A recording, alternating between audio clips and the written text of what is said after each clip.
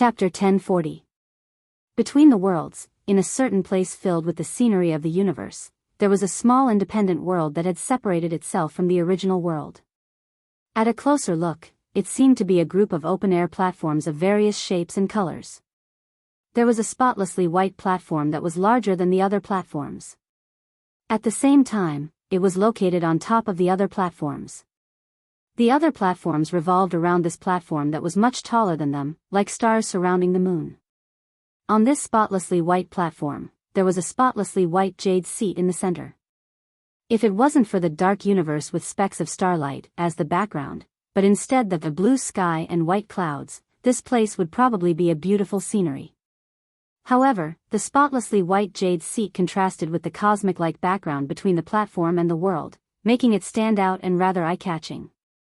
On the jade seat on the platform, there was a humanoid existence that was much taller than ordinary humans, sitting upright on the jade seat. He seemed to be the master of this independent small world.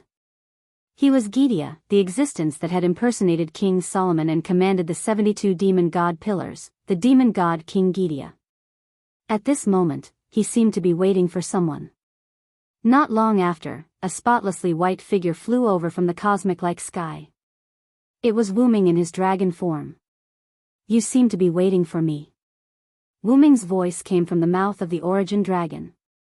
Unlike his original rough voice, Wuming's voice did not change when he was in his dragon form. "Because I knew you would come looking for me." Gidia's voice was as rough as ever. "Then do you know that today is the day you die, Gidia?" Wuming opened his huge dragon mouth, gathering white flames that contained the power of origin. Then, he instantly shot it out. This was a killing move filled with power. Rumble. The sound of something huge moving was heard. Countless vines appeared out of nowhere, forming a net that blocked Wuming's flames of origin. The net could not withstand the burning of the fire of origin.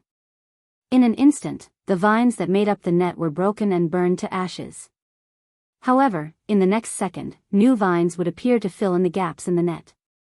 Only then was Wuming's origin flame blocked. However, upon closer inspection, it wasn't vines that formed the net. Instead, it was pillars of flesh that were covered in eyes.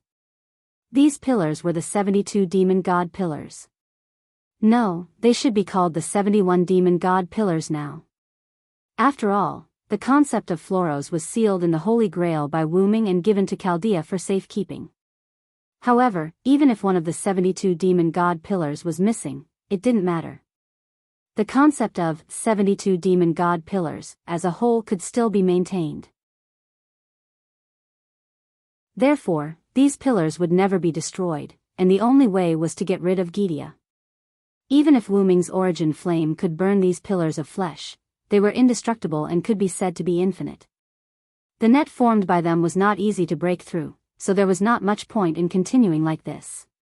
As a result, Wuming stopped spewing fire. "You have always been so impatient, origin dragon." It was unknown what had happened to Gaia, but she was calmer than before. Her strength had also increased. Just the fact that his command blocked Wuming's attack was enough to prove this. If Gidia in the past was a stray hyena in the wilderness, then Gidia was now a lone tiger in the forest. "Looks like you really obtained something from the black origin soil." Wuming's huge dragon eyes flashed with an expression of, as expected. "Actually, it's all thanks to you." Gidia was still sitting on his jade throne, looking rather calm. "I originally wanted to detonate all the black origin soil I summoned to blow you to smithereens. But I didn't expect the power to affect me as well." Sure enough, Gidia was the same as Wuming at that time, heavily injured by the black origin soil. However, the damage caused by the black origin soil became a catalyst for me, allowing me to successfully obtain the power of the origin. After Gidia finished speaking, a huge amount of magic power rushed out of Gidia's body. This magic power contained a large amount of origin power, which was exactly the same as Wuming's. So what? At best, Gidia stood at the same height as Wuming. In other words, Wuming was the orthodox, while Gidia was the heretic. However, Gidia did not care about Wuming's disdain. Instead, he changed the topic. Do you know why I wanted to burn human reason? Wuming naturally did not know. Humans are ugly, cruel, bloodthirsty, and full of evil. Gidia began to criticize humans. Although there are excellent and kind humans, it is undeniable that most humans are pests on this planet. They are trash, a danger that must be eliminated. Gidia was a little agitated. He even stood up and spread his hands. I want to destroy humans, destroy human history, destroy the proof and records of human existence, and destroy these existences that make me feel disgusted. If that was the case, it was obvious that Gidia had done it. Human history had been burned. If it was not for the influence of Chaldea's magnetic field, humans would have gone extinct. However, this planet will give birth to humans again no matter what. This was something that could not be violated. This was something that would inevitably happen. At most, the next batch of humans and this batch of humans would have some differences, but they would be the same in essence. They would be ugly, cruel, and bloodthirsty. Therefore, I want to use the entire human history that I have burned as fuel to help me return to the past, reshape the species that ruled this planet, and change everything from the root. This was the truth of the burning of human reason. Wuming snorted at this. Are you trying to say that you're great? Wuming had encountered quite a few of these self-righteous fellows. Shiro Amakusa, Shurgen, was one of them. They only thought that humans needed to be saved and changed, so they began to act. They did not care about the sacrifices that would be made in the process, or how many people would be sacrificed. It could only be said that these people had good intentions, but their methods were wrong. No one could dictate the fate of others. Not humans, not gods, not Gidia, not Wuming. However, Wuming also knew that these people could not be changed with mere words. Only fists could stop them. As for how to change their minds, that was not something that Wuming could care about. In any case, Wuming was not prepared to let them live. Gidia had already grasped the black soil and obtained the power of the origin. Any existence with the black soil would view Wuming as a mortal enemy. Wuming did not know if Gidia could be saved in this situation. As such, there was only one answer left, and that was to completely kill them. At the same time, Gidia was thinking the same thing. This was because Gidia knew about the existence of the origin.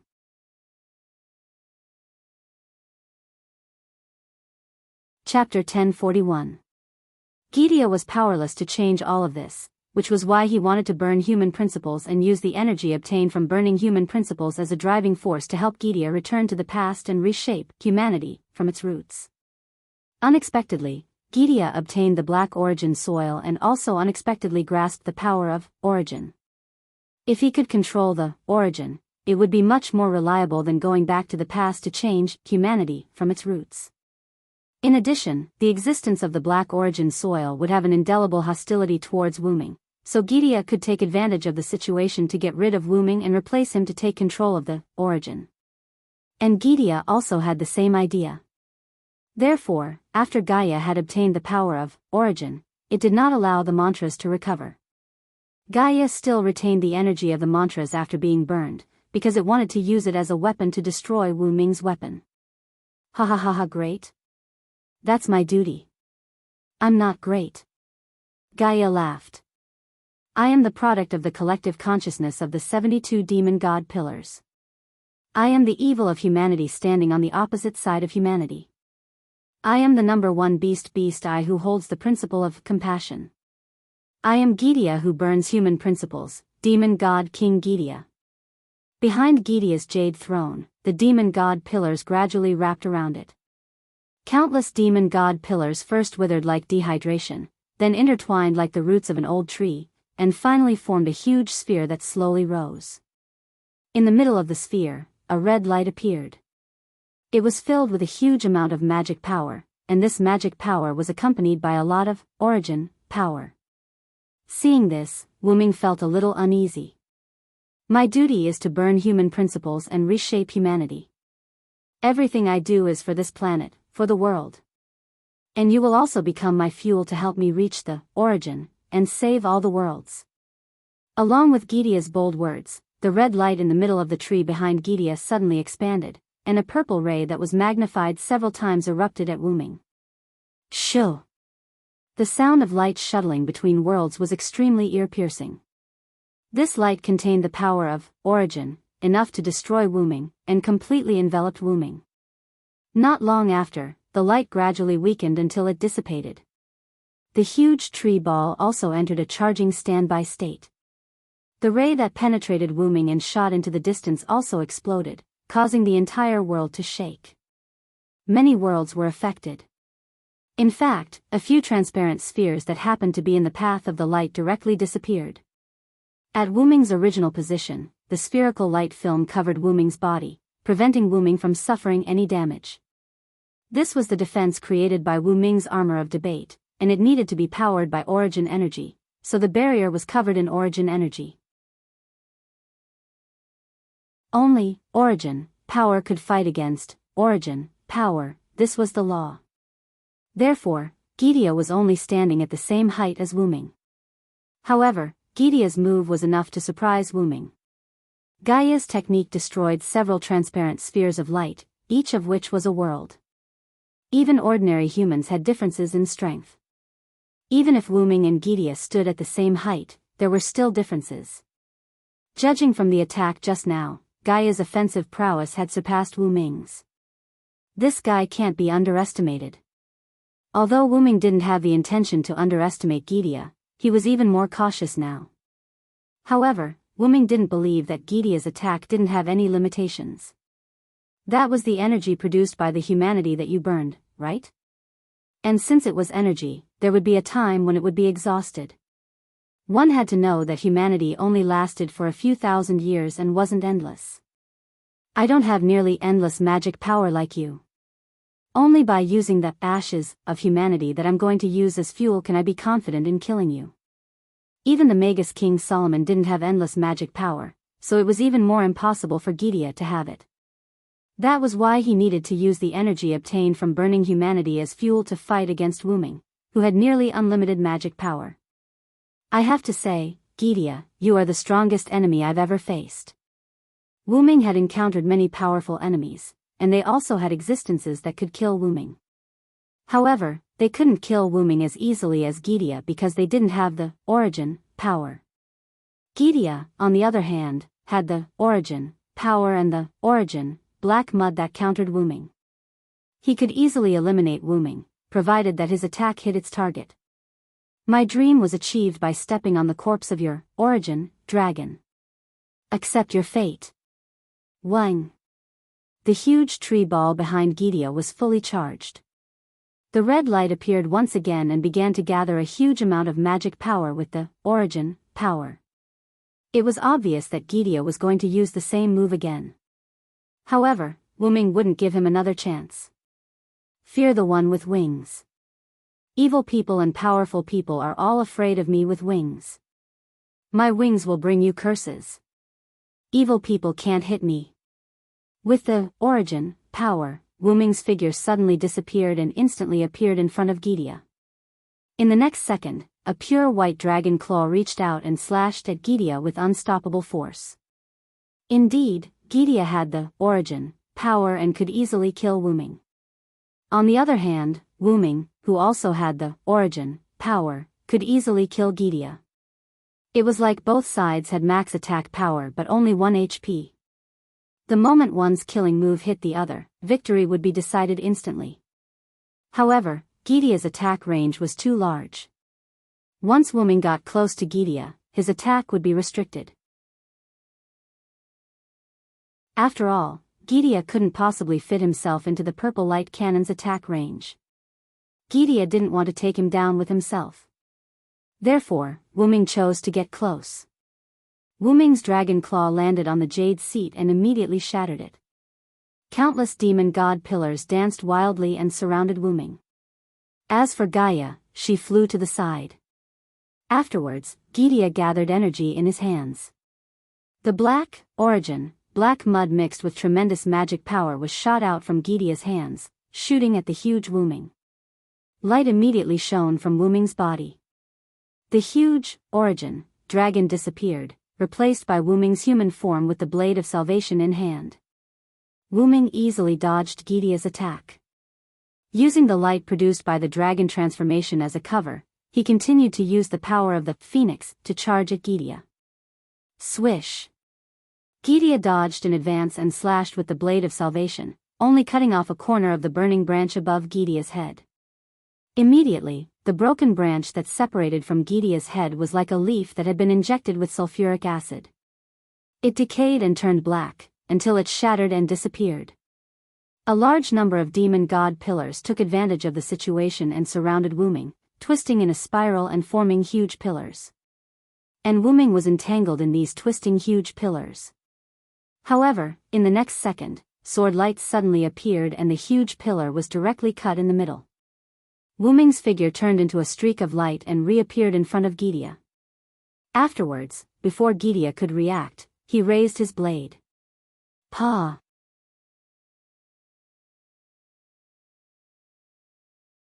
Chapter 1042. Wuming's divine blade of salvation slashed down, but it did not cut anything because Gidea caught the white blade with both hands and clamped Wuming's divine blade of salvation with both hands. Gidea maintained his posture of clamping Wuming's divine blade of salvation with both hands and spoke leisurely. Sure enough, you're the expert in close combat.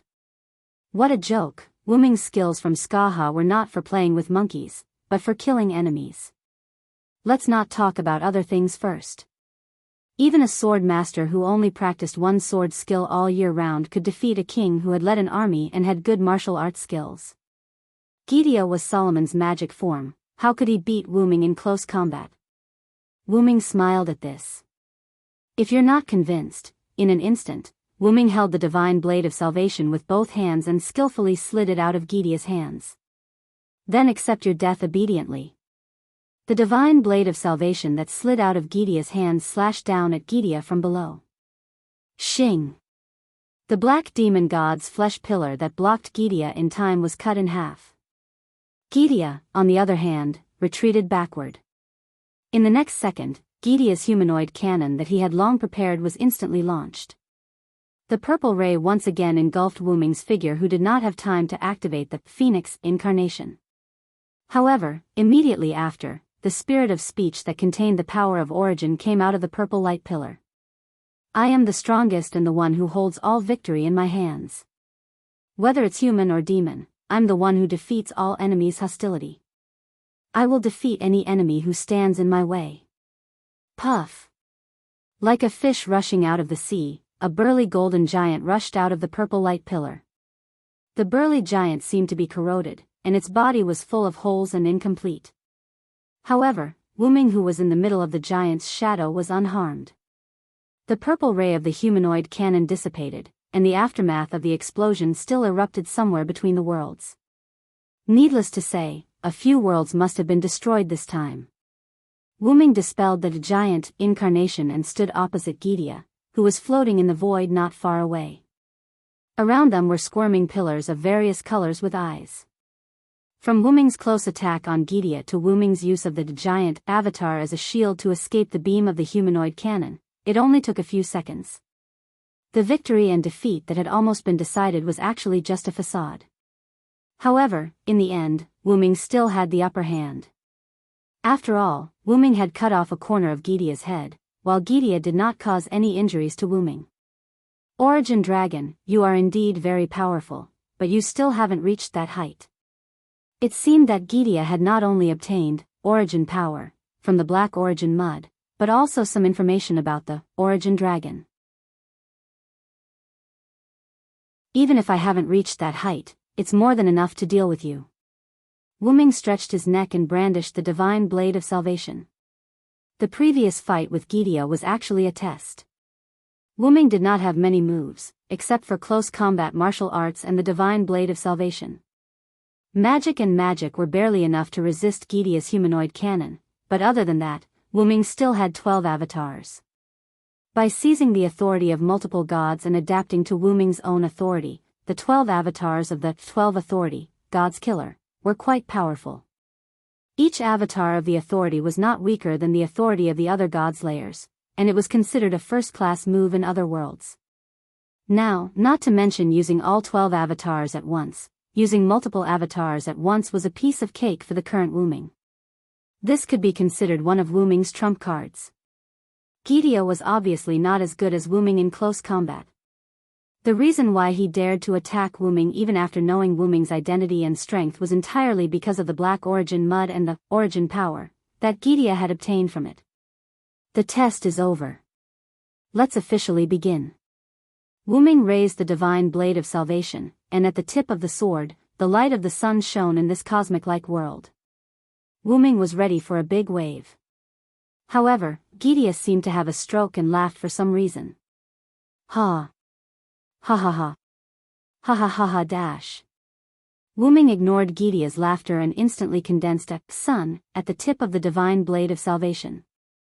However, at this moment, the demon god pillar beside Gideon wriggled, and then, something was presented in front of Gideon by the demon god pillar as if it was presenting a treasure. It was a building wrapped in a transparent ball of light, and it was still snowing heavily inside, as if it was a Christmas crystal ball. However, Wooming recognized this thing. This was Chaldea, a human security organization located on a snowy mountain a few thousand meters above sea level. It was also where Gadotsi, Matthew, Roman, and Olga Marie were currently located. I see. Wooming directly dispersed the sun at the tip of the sword. When you transformed your jade throne into a small world and left the world of the type moon, did you bring Chaldea with you? Did Flawlos help you locate it? After all, Chaldea was considered a singularity that was difficult to find after being burned by the Anthropocene. Gideon wouldn't be able to find it so easily, and the origin black mud and origin power weren't omnipotent. That's right.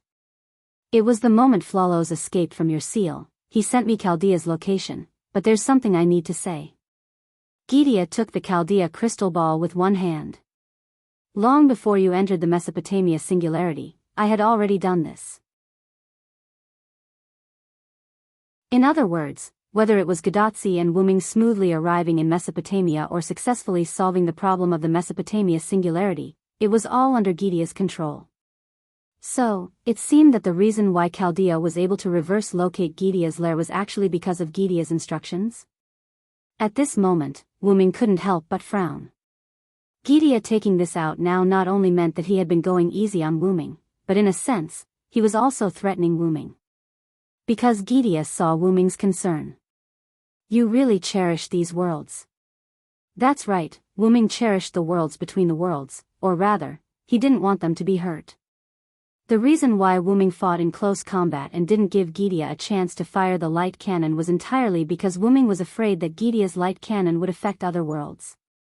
Wooming knew many people in many worlds, including many friends and family members. After Wooming saw that Gideon's humanoid cannon had the ability to destroy worlds, Wooming chose to fight in close combat with Gideon. Because Wooming didn't want these worlds to be destroyed, he didn't want his friends and family to be in danger. Moreover, although Wooming wasn't overly compassionate, and in a sense, Wooming was an evil person, even he didn't want to see the worlds with living creatures destroyed by Gideon's humanoid cannon. Whether it was the former or the latter, they were all reasons why Wooming wanted to stop Gideon from firing the humanoid cannon. Wooming was worried that Gideon would see through this, so he tried his best to hide his intention. He made the first move before Gideon fired the second humanoid cannon, which could be considered as an act of striking first to gain the upper hand. However, who would have thought that Wooming's intention would be seen through by Gideon?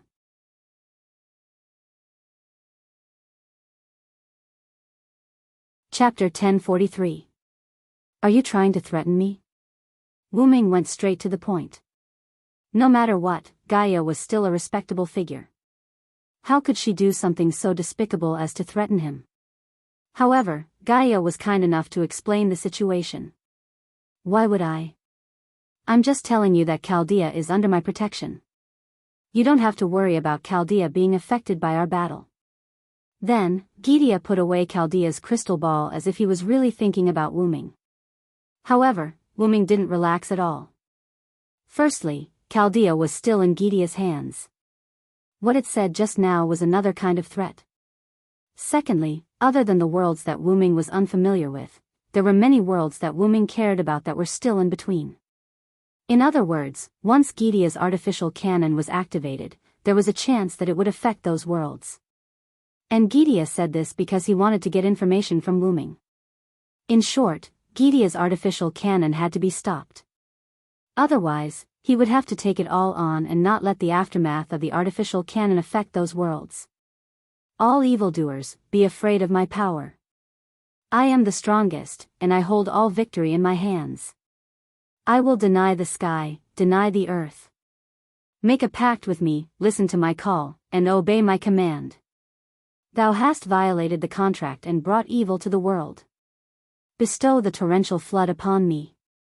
Let out a dazzling radiance and grant me divine power. Evildoers can't hit me, Wuming chanted the words of the 8 incarnations in one breath. Moreover, he condensed the 8 words into one sentence, forming a short version of each incarnation's spirit. Although it sounded a little out of place, the effect wasn't bad at all. A huge dark purple draconic shadow appeared around Wuming. A huge white and pure black divine blade of salvation appeared in the hands of the huge draconic shadow. Black clouds appeared above the huge draconic shadow and kept spreading to the surroundings. In this cosmic-like place, there was a storm, lightning, and thunder, and the seawater had already surrounded the entire Temple of Time. This is a new world? Gidea was surprised. Dark clouds covered the sky, and the sea surged under Gidea's feet. There was no end to the clouds and no end to the sea. The storm with lightning and thunder fell suddenly, and the sea surged violently, crashing into the Temple of Time. Gidea could sense that his Temple of Time and the demon god pillars had arrived in a new world. Without a doubt, this was a new world created by Wuming's spirit of speech. This way, we won't have to worry about affecting the worlds in between. As soon as Wuming's words reached Gidea's ears, Wuming appeared in front of Gidea with the divine blade of salvation in his hand. The huge sword shadow of the divine blade of salvation slashed down at Gidea. Clang! Gidea blocked the attack. Gidea crossed his hands and clenched them into fists, and the sword shadow of the divine blade of salvation slashed at his fists. Upon closer inspection, it wasn't the fist that blocked Wuming's attack, but the ring on Gidea's finger. Although Gidea was a 3-meter-tall humanoid creature, his body was very different from a human's body. For example, Gidea's hands were enough to crush several people's heads at once. The 10 rings on his thick hands looked like brass knuckles. However, no matter how much they looked like brass knuckles, they were still just rings. Crack, sure enough, there was a crack in one of the rings. Humph. Gidea suddenly exerted force and pushed Wuming's body away. As for the cracked ring on Gaia's finger, it shattered in an instant. Wuming, who knew Roman's identity, easily guessed what the 10 rings on Gidea's finger were. The broken one is a fake, right? Wuming wasn't in a hurry. Instead, he slowly chatted with Gidea. Gidea, who was suddenly attacked, wasn't angry. He followed Wuming's words and replied, "My king had 10 rings, but he only left 9 rings. One of them was missing, so I made one myself." The king that Gidea mentioned was King Solomon. As for the fake ring that Gaia had created, it was the one that had shattered earlier. But that's not important. We don't need a king anymore. I'm our king. In an instant, the man-made cannon that was already prepared at the back of the Jade Throne was launched. And the target was Wuming. However, Wuming didn't dodge this time. Because if he did, this temporary world that was hard to form would be destroyed by the cannon. Boom! Whoosh! Whoosh whoosh! Thunder rumbled, lightning flashed, thunder rumbled, waves surged, wind howled, thunder, rain, and waves rushed toward the cannon that was fired at Wuming as if they were alive. The moment they came into contact, the thunder, rain, and waves were dyed with a layer of black destructive power. The two collided in an instant. A huge explosion occurred in this world. White light illuminated this world that only had sea and storm. Wuming had returned to the root without anyone noticing. On the central platform, Wuming landed in his human form. "Lord Wuming, why are you back?" After listening to Tiamat's explanation, Enkidu, who was still enjoying the pillow on his lap, instantly got up and came to Wu Ming's side. Tiamat didn't stop him. Instead, she sat aside obediently and didn't disturb him. "There's a problem. I had my clone stall Gydia for a while." "That's right." The clone that was fighting Gydia was Wu Ming's full strength. At that time, Wu Ming had used the simple spiritual language formed by the 8 clones: Dragon Seed, Giant, Storm, Annihilation, Flood, Thunder God, Phoenix, and Dependence. The ability of the Dependence clone was that when a clone was created, the clone would inherit 100% of the original strength. In other words, the clone could still use the 12 powers. Wu Ming had also given the Divine Blade of Salvation to the clone. The Divine Blade of Salvation, which couldn't be duplicated, could be considered as a cover for the clone. The Thunder God clone, the Storm clone, and the Flood clone, combined with the power of the root, formed a simple and crude world. After that, Wu Ming used the Phoenix to escape from this world. At the same time, he had the clone use the Phoenix clone to ambush Gydia. Even Gydia wouldn't be able to tell that it was a clone that was fighting it. The reason Wu Ming didn't fight Gydia was mainly because it wasn't easy. Gaia not only hijacked Chaldea, but its artificial cannons can also destroy the worlds between the worlds at any time and anywhere. Victory or defeat aside, there would be heavy casualties in the end. That was why Wu Ming had his doppelganger fight Gaia for the time being, delaying as much as possible. That was why his doppelganger and Gaia had talked about the ring. Unfortunately, Gaia did not give the clones a chance to chat. After chatting for a while, she once again launched a sneak attack on Silence clones with the human logic cannon, and the battle began again. As for why Wu Ming wanted to return to the root, it was naturally to solve the current situation that was getting worse.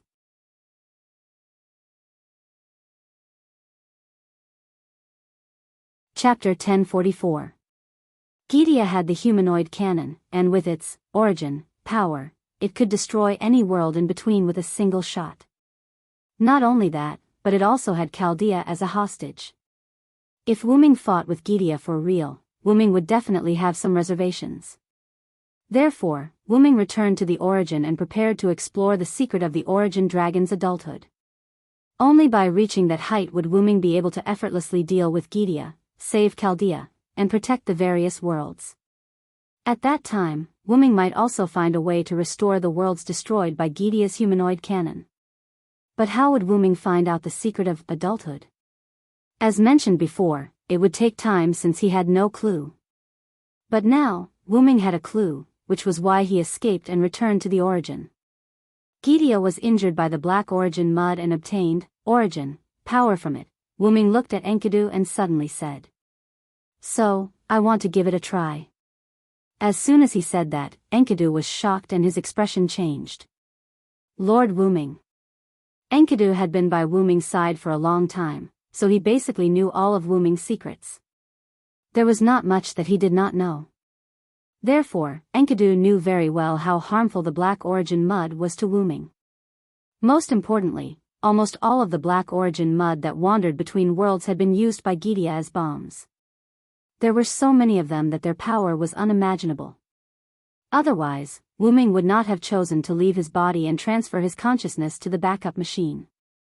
Since the black origin mud between worlds had been summoned by Gydia and caused an explosion, there was no more black origin mud between worlds. Only some worlds still had black origin mud. After wandering around for a long time, the origin black mud accidentally entered these worlds. Wu Ming had encountered black origin soil in quite a few worlds. The main body of Erica that Darius used was Pandora's box, which contained the origin black soil. When Wu Ming was fighting against the last king, Roman, in the Godslayer world, he had accidentally shattered the world barrier. If he had not stopped in time, the origin black soil surrounding the Godslayer world might have entered the Godslayer world. The black origin soil also existed in the Star Cup, and it had even given the Star Cup its own consciousness. The origin black mud had once existed in the root of the origin, and had almost stolen Wu Ming's home after Wu Ming's return. Although the origin black mud in the box court world was brought in by Wu Ming, it had also affected that world, and Dakaha had changed a lot because of it. In the Mesopotamia singularity, Tiamat had also fused with the origin black mud for some reason. Her authority, the Sea of Life, had also fused with the origin black mud, and Tiamat had also become extremely strange and powerful. However, after all that had been said, one thing was very clear, and that was that the origin black mud had all been eliminated. There was very little black origin mud in Pandora's box, and after being sealed for so many years, it had weakened. After fusing with Wooming, it had luckily been eliminated by the immature Wooming. The origin black mud that had almost entered the Godslayer world must have been eliminated in the explosion caused by Gidia. The origin black mud in the Star Cup had fused with the Star Cup's consciousness, and was finally eliminated by Wooming. The origin black mud in the Big Origin had also been eliminated by Wooming using the power of the Big Origin. In the Box Court world, the origin black mud had entered Dakaha's body, and was eliminated by Wooming in the end. Even Dakaha's soul had perished, and his body had been transformed into an absolute evil spirit base by Wooming. As for Tiamat, Wooming had also used the Void Star Taisway seal on Dakaha's body to bring her to the Big Origin to be purified. In the end, Wooming even had a mother? In any case, all of this meant that the origin black mud that Wooming had encountered or known about had all been eliminated, and not a trace was left. There was no origin black mud between worlds. Only in some worlds, there might be some origin black mud mixed in, but Wooming did not have the time to look for it. Therefore, Enkidu's meaning was very clear. Not to mention the secret of using the origin black mud to trigger adulthood, there was not even a shadow of the origin black mud. But in the next second, Wooming took out a ball of origin black mud. The ball of origin black mud, which had shrunk into a ball, appeared in Wooming's hand as if it was afraid. It was as smooth and round as a black jade ball, and those who did not know would have thought it was a precious jade. Lord Wooming, where did you get this? Enkidu looked at Wooming in confusion and surprise. Kalas answered Enkidu. When Master was fighting with Gaia, he took the opportunity to take some. That's right. When Wooming destroyed Gidia's jade throne, Gidia used the origin black mud to attack Wooming when he dodged, and Wooming grabbed a handful at that time. In fact, when Wooming first heard that Gidia obtained his power from the origin black mud, he had planned to get some origin black mud from Gidia for research. After all, who knew if Wooming would destroy Gidia in the end? To be safe, Wooming collected some origin black mud in advance and planned to test it out after killing Gidia. However, who would have thought that Gidia would add the threat of holding Chaldea hostage to the threat of the Anthropocene canon? With no other choice, Wooming, who changed his tactics at the last minute, chose to escape and let his doppelganger deal with Gidia, while Wooming brought the origin black mud back to the origin to try and see if he could obtain the secret of coming of age. This idea was a little uncertain, but Wooming was uncertain. As an old gambler, Wooming was also gambling. Wooming was not sure if the origin black mud could help Wooming obtain the secret of coming of age, so Wooming gambled on the good side and came back to try. Wooming had also been severely injured by the origin black mud together with Gidia, but Wooming managed to separate his mind from his body in time and went to the backup machine, so he did not know if the origin black mud had any effect on Wooming's growth. However, the reason why Wooming's body grew so quickly was probably not entirely because he stayed in the box garden world for a long time. The passage of time could indeed have an effect on the growth of the origin dragon, but the number of years needed was astronomical. Therefore, it was very likely that the origin black mud did have a promoting effect on Wooming's growth. It was a pity that Wooming had shifted his mind back then and did not experience the secrets brought by the origin black mud, nor did he know the changes the origin black mud had on Wooming's body. Thinking about it carefully, Wooming increasingly felt that the reason he was approaching the level of coming of age so quickly was very likely because he was severely injured by the origin black mud back then. Now, Wooming did not know whether to laugh or cry. If Wooming's mind had not shifted to the backup machine back then, he might have beaten Gidia up by now. However, Wooming didn't regret it. After all, if the events of a certain time in the past were to change, then everything that Wu Ming experienced in the future would probably be completely different. Wu Ming cherished all the people and things that he had encountered so far. So, regret? That was impossible. Although the origin black mud was indeed terrifying to Wu Ming, when he thought about the people and things that he had encountered so far, Wu Ming suddenly felt that the origin black mud was actually not that scary. Looking at the origin black mud floating in his hand, Wu Ming immediately made up his mind.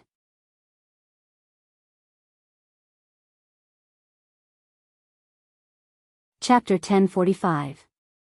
Suddenly, Wu Ming pressed the black origin soil against his heart. Thump. Thump.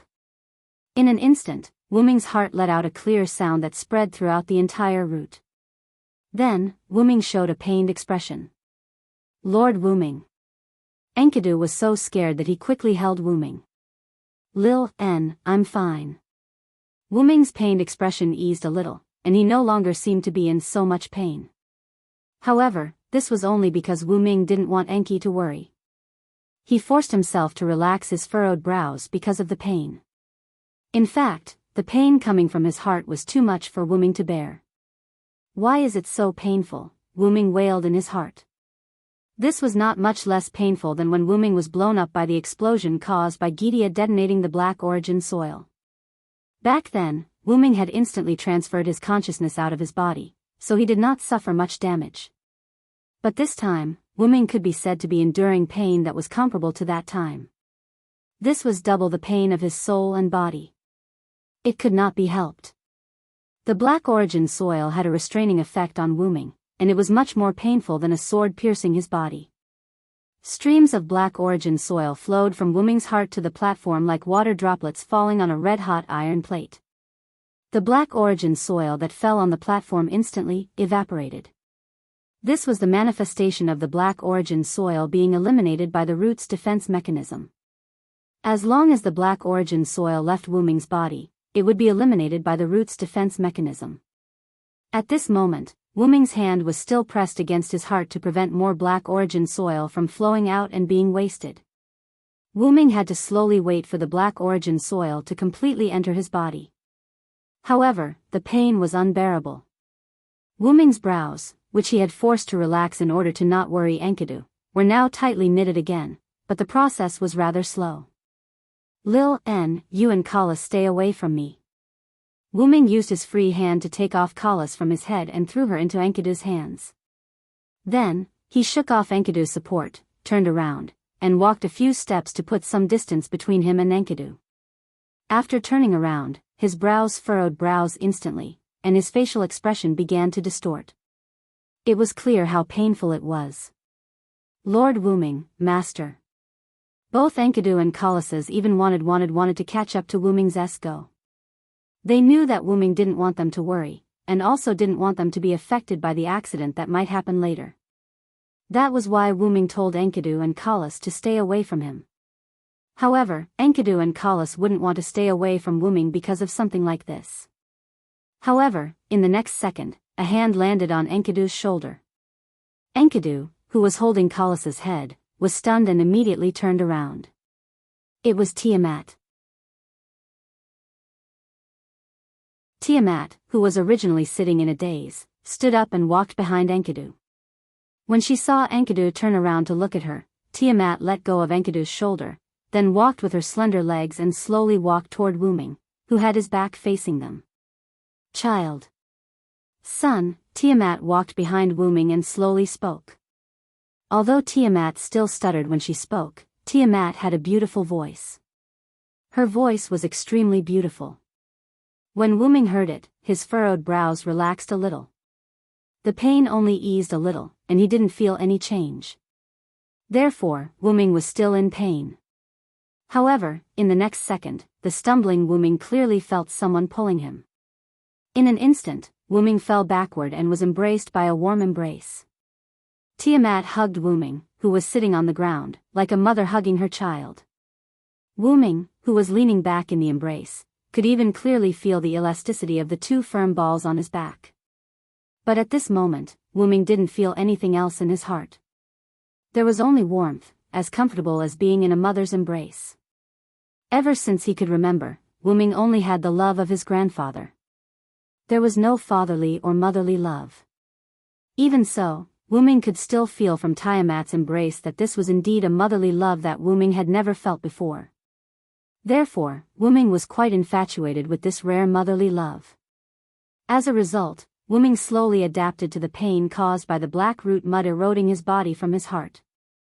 In other words, Wuming's attention shifted from the pain to the motherly love to ease the pain until he completely ignored the pain. However, Wuming's purpose was not to eliminate the pain, but to try to find the secret of adulthood when the black root mud caused damage to the body. Therefore, we must be awake. Tiamat seemed to really treat Wuming as her own son who needed to be treated wholeheartedly. She even began to help Wuming achieve his goal. Tiamat, who was half kneeling behind Wuming, hugged Wuming tightly. She rested her chin on Wuming's head. Her pink starry eyes were filled with longing and love for Wuming. She opened her small mouth full of sharp teeth and slowly sang a song. This simple song was exactly the same as Tiamat's cry when she was at the Mesopotamian singularity. However, it was different from the aggressive song from before. This time, the song contained the great love of a mother and was not aggressive at all. Wuming, who heard this song, felt as if he had been fed a hangover soup. Wuming, who was still indulging in motherly love, became extremely clear-headed at this moment. He also understood that Tiamat was helping him. First, she used her motherly love to remove the pain caused by the erosion of the black root mud. Then, she used her song to wake Wuming up at this moment. In this way, Wuming could concentrate on his research and explore his goal. Wuming's eyes were clear as he looked at Tiamat's slender arms that reached out from his shoulders and wrapped around his neck. He smiled. It seems that this mother is set on. Tiamat's behavior made Wuming's impression of Tiamat rise to the maximum. Previously, Wuming was still considering whether to deny Tiamat as his mother, but now it was confirmed. After that, Wuming closed his eyes.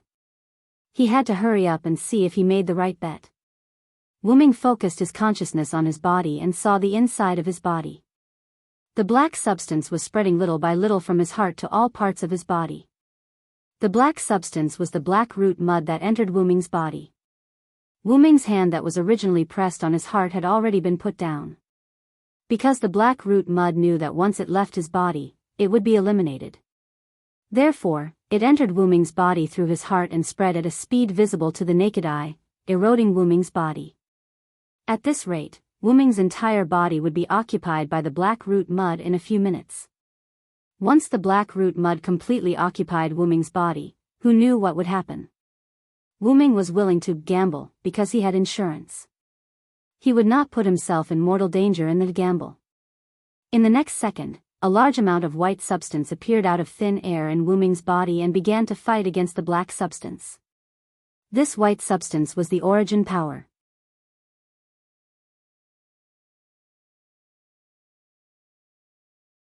Chapter 1046. Any part of Wuming's body could produce origin power, which was why it could appear out of thin air inside Wuming's body and fight against the black substance that represented the origin black mud. Origin power was Wuming's insurance.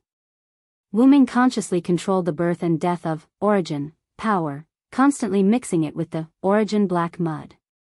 The white substance and the black substance were like two countries at war, going back and forth, one taking over one side, the other taking over the other. In the end, the origin black mud and origin power each took over half of Wuming's body. It wasn't a case of you taking up the left and me taking up the right, or you taking up the top and me taking up the bottom. Instead, it was a mixture of you and me. At this moment, Wuming's body was filled with black and white substances. Black and white were constantly changing, and finally, the origin black mud and origin power were fighting against each other. However, this wasn't enough. The origin black mud wasn't in its home ground, and it was caught off guard by the origin power. All of its thoughts were focused on resisting the origin power. As a result, the corrosion of the origin black mud on Wuming's body weakened. He hadn't obtained anything from the corrosion earlier, and now that the corrosion had weakened, wouldn't it be even harder to obtain the secret? And so, Wuming came up with an idea. Wuming controlled the origin power and consciously guided the origin black mud through his body again and again. In just a few breaths' time, the origin black mud had completely covered Wuming's body, leaving nothing behind. However, what Wuming imagined didn't happen. Not only that, nothing happened at all. Nothing happened? Wuming was at a loss. Could it be that his gamble was wrong? Refusing to believe it, Wuming once again controlled the origin black mud to flow through his body, but the result was still fruitless. This is troublesome. Wuming felt a bit irritated. Wuming's goal was not to find the secret of adulthood and become stronger, but to kill Gydia, protect the world between worlds, and protect Chaldea. However, this method did not seem to achieve the goal of killing Gydia, protecting the various worlds and Chaldea. That was why Wuming was frustrated. It seemed that Wuming had made a wrong bet this time. In that case, Wuming needed to think of other ways to get through this difficult situation. After all, not only did he want to protect the worlds in between from harm, but he also wanted to take back Chaldea from Gydia, and he also had to kill Gydia. The difficulty of combining the three into one was extraordinarily high. Looks like I have to work on that first.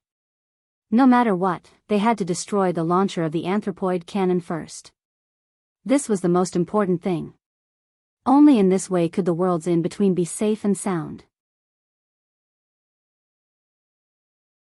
Then, he had to deal a heavy blow to Gydia, take back Chaldea from Gydia, and then completely destroy Gydia. This needed to be done in one go, and the difficulty was not ordinary. After all, Wuming did not know how fast the launcher of the man-made cannons, which were the clusters of trees that looked like withered branches, could recover. He also did not know if Gydia's launcher was the only one that could release the man-made cannons. Wuming also did not know where Gydia hid Chaldea. Even more, Wuming did not know if Gydia had any trump cards. In short, this was not an easy task. However, just as Wuming was thinking, he did not notice that the black origin mud was slowly assimilating with the origin power in Wuming's body. The pain that he had adapted to gradually disappeared. Wuming, who was unaware of all this, left Tiamat's embrace and turned to look at Tiamat. Tiamat did not know why Wuming wanted to leave her embrace, but Tiamat did not need to know. She just looked at Wuming silently, her starry eyes filled with motherly love for Wuming. Seeing Tiamat like this, Wuming did not know what to say for a moment. The words of gratitude that he wanted to express were also stuck in his mouth. Tiamat completely treated Wuming as her son, but Wuming was not used to treating Tiamat as his mother. Tiamat helped him just now, so he should naturally thank Tiamat. However, Wuming felt that once he opened his mouth, Tiamat would become unhappy.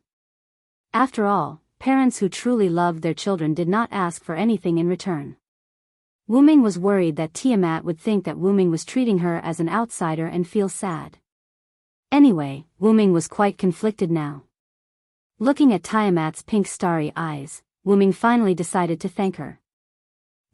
However, before Wuming could finish his sentence, Tiamat seemed to have seen through Wuming's intentions. She happily hugged Wuming in her arms and kept muttering, "Child. Child." Tiamat's expression at the moment looked quite happy, and Wuming was currently buried in Tiamat's bosom, which was filled with motherly love, so he could not speak for a while. After exerting a tremendous amount of effort, Wuming finally left Tiamat's embrace. After persuading Tiamat in every possible way, he made Tiamat obediently sit on the side, and then Wuming walked towards Enkidu. "I made the wrong bet. I have to find another way to deal with Gydia." Wuming told Enkidu and Kalas about what he had just experienced. At the same time, Wuming also told the two of them about his plan to remedy the situation. "Master, is it okay for that thing to stay in your body?" Kalas was referring to the black origin soil in Wuming's body. "I can't get rid of it for a while, but with the protection of the origin energy, the black origin soil can't do anything else." After all, it had already penetrated deep into Wuming's body and could not be instantly removed by the origin energy. However, it was not difficult to completely remove it, but it was not something that could be completely removed in a short period of time. After all, with the origin energy, it would not affect Wuming much for a while, and the pain from the black origin soil was almost gone. Therefore, Wuming decided to deal with the black origin soil in his body after he successfully killed Gydia and took back Chaldea. Next, he would need the help of Enkidu and Kalas to deal with Gydia. He would use all the power he could to severely injure Gydia and take back Chaldea from Gydia. Use my power as you wish, Master Wuming. After Enkidu finished speaking, he turned into a golden chain and wrapped around Wuming's arm, leaving Kalas floating in the air. Although I don't have the ability to attack directly, I will stay by your side and assist you, Master. Kalas flew directly onto Wuming's head and settled down.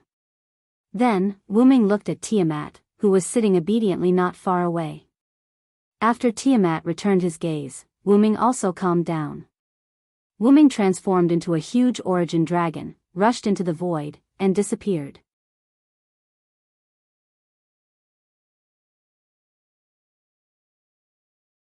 Chapter 1047.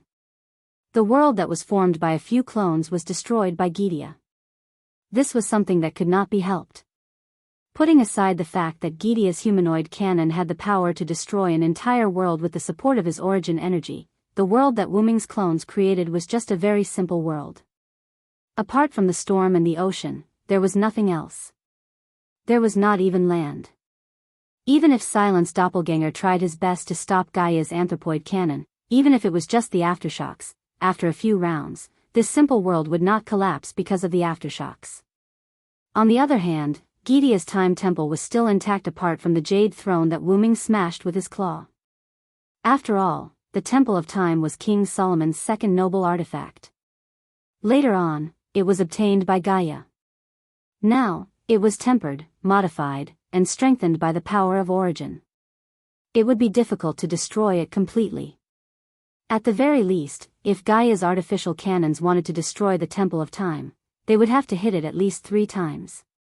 This was enough to prove how powerful the Time Temple was. Gydia, who had returned to the world, flew to the ruins of the Jade Throne and sat on a fragment as if the Jade Throne was not destroyed. Interesting, very interesting. I didn't expect you to be able to create a world.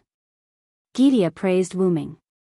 No matter how simple a world was, it was still a world. As long as it was completed in the future, it might be possible to form a world that operated on its own.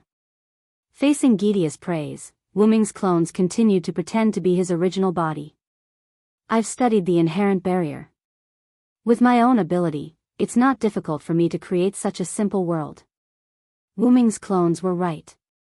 Wuming had been studying the inherent barrier since the beginning. The inherent barrier itself was a world that could exist on its own but required mana to maintain. Wuming's clones were originally God's powers.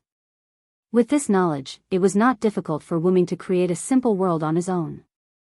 However, it was Wuming's first time using the inherent barrier to create a world. Compared to Gydia, Wuming was showing off in front of an expert.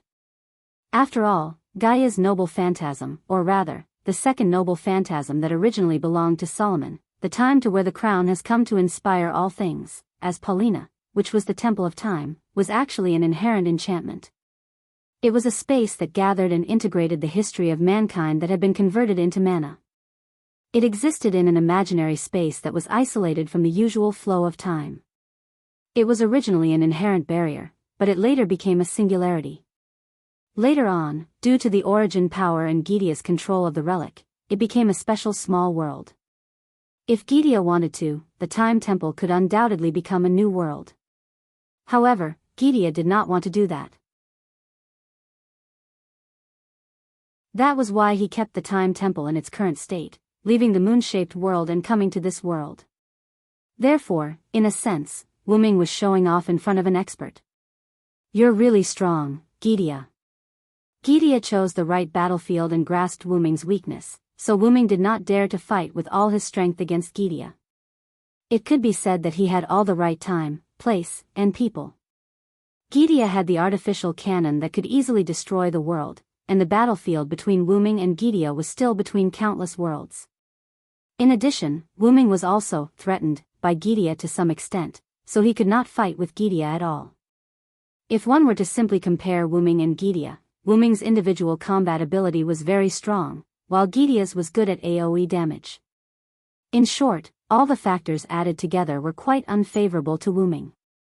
However, it was good that Gidia's moves were simple and did not have any strange abilities. Wuming could still deal with it, but if he wanted to defeat Gidia under such conditions, he still had to plan for the long term.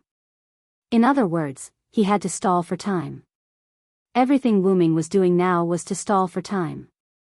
Whether it was building the world, chatting with Gidia, or stopping Gidia from releasing the artificial cannon, they were all stalling for time. In order to avoid being too deliberate, Wuming also took the initiative to attack, but those were all harmless attacks that basically did not have any effect on Gidia. However, in the end, he still did not find any good way and could only rely on force to break through. Wuming's clone had received the plan of the main body, and the main body was also rushing here. What Wuming's clone needed to do was to cover for the next plan and make the best preparations. First, he needed to destroy Gidia's launcher that launched the artificial cannon, the huge sphere made of dead branches. Glancing at the sphere from the corner of his eye, Wuming's clone let go of the blade of salvation and let it float in the dragon-shaped phantasm around him. Then, Wuming's doppelganger raised a hand and chanted, "For victory, come to me quickly. Immortal son, please give me a shining steed. O spirited horse, with the lifeline of my origin dragon, I bestow upon the eternal glory. Bring forth my radiant wheel of light." Wuming's clone suddenly emitted light. In this universe-like world, it was like a sun. This was an enhanced version of the spirit that could double the power of the sun incarnation. A star appeared in front of Gidia. The light made Gidia unable to open his eyes for a while, although Wuming's clone did not know whether Gidia had eyes or not. The next second, the star rushed to Gidia. What? Gaia stood up from the jade throne fragment in the face of the star that was rushing towards her. She looked surprised. The reason was very simple. Regardless of whether Gidia was threatening him or not, Chaldea was on Gidia's side. If Gidia did not protect Chaldea, Chaldea would definitely be destroyed under the impact of this star. Did the other party not care about Chaldea's safety? Just as Gidia mobilized the demon god pillar and prepared to defend, the huge star suddenly flickered and disappeared. No, it didn't disappear. Gaia could feel that her back was burning hot at the moment. And the star did not disappear, but moved so fast that it teleported. The incarnations on Wuming's clone had not been removed. The phoenix incarnation was still there, but the burden on the body was not small. Wuming's clone used the sun incarnation. It seemed to be rushing to Gidia, but in fact, it was aiming at the reloaded anthropoid cannon behind Gidia. The star came into contact with the launcher of the anthropoid cannon, and the next second, thunder, hurricane, vortex, and undercurrent full of destruction all exploded in the star. And in this way, the whole star that was originally stable exploded.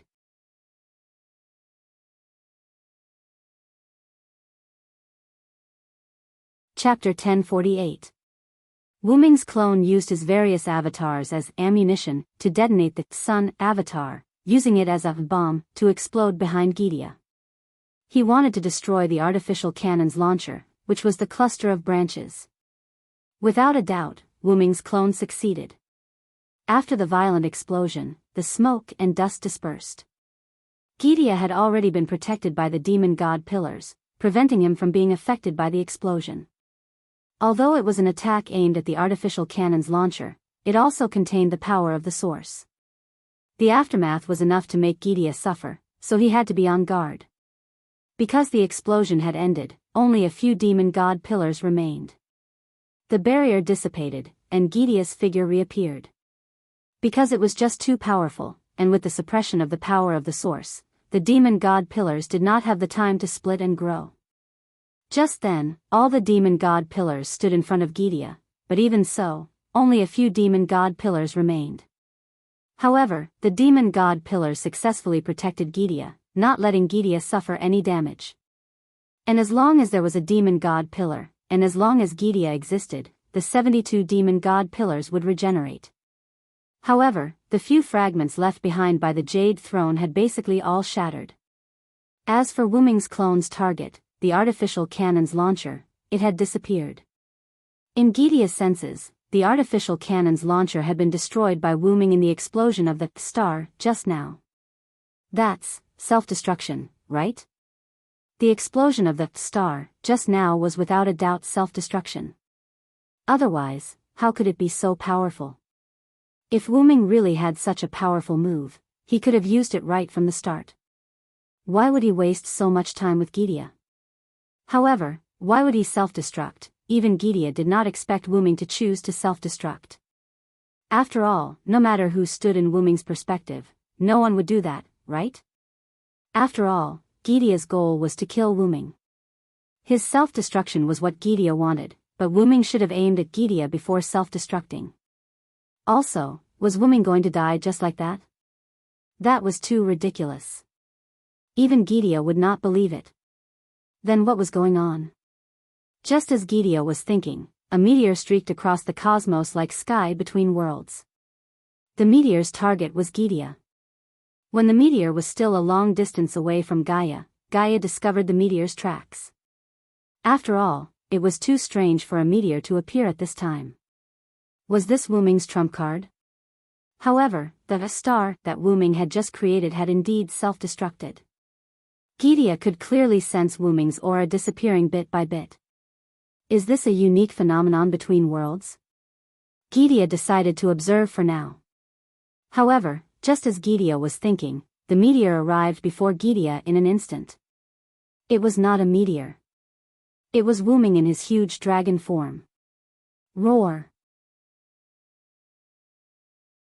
Wu Ming roared furiously and swiped at Gidea with his claws imbued with the power of origin. Because the demon god pillars had not fully recovered, a few demon god pillars could not block the claw imbued with the power of origin. Rip! Immediately, the demon god pillars were severed and Gidea was sent flying. Wu Ming's figure stopped where Gidea was originally. With a swipe of his claws, he shattered the demon god pillars that had been severed into pieces and disappeared. He had to destroy all of the demon god pillars while there were only a few left.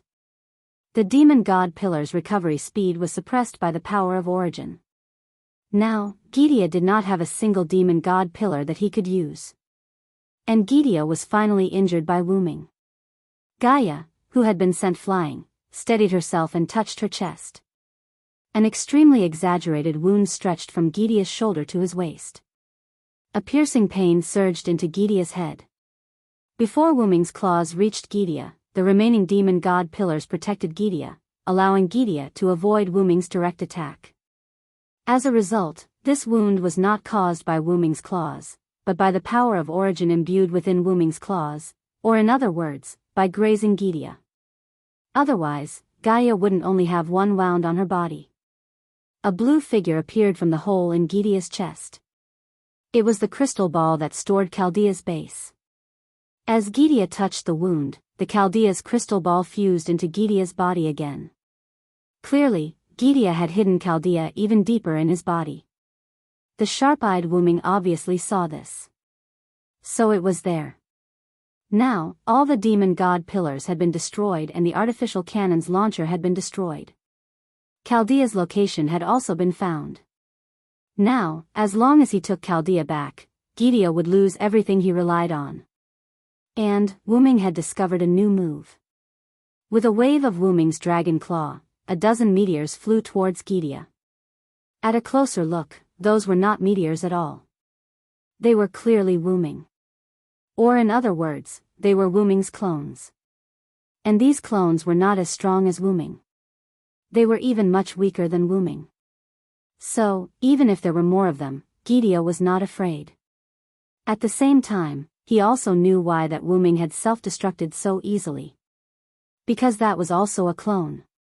Just like the soundless creatures that were flying towards it. Mere clones. Gidea clasped his hands together and opened them again. Countless origin black mud spurted out from Gidea's palms like lasers. In an instant, a few Wu Ming's clones were hit. However, there were also clones that survived. These clones took the opportunity to approach Gidia. Immediately, the surroundings emitted a star-like light. Could it be? Gidia realized something.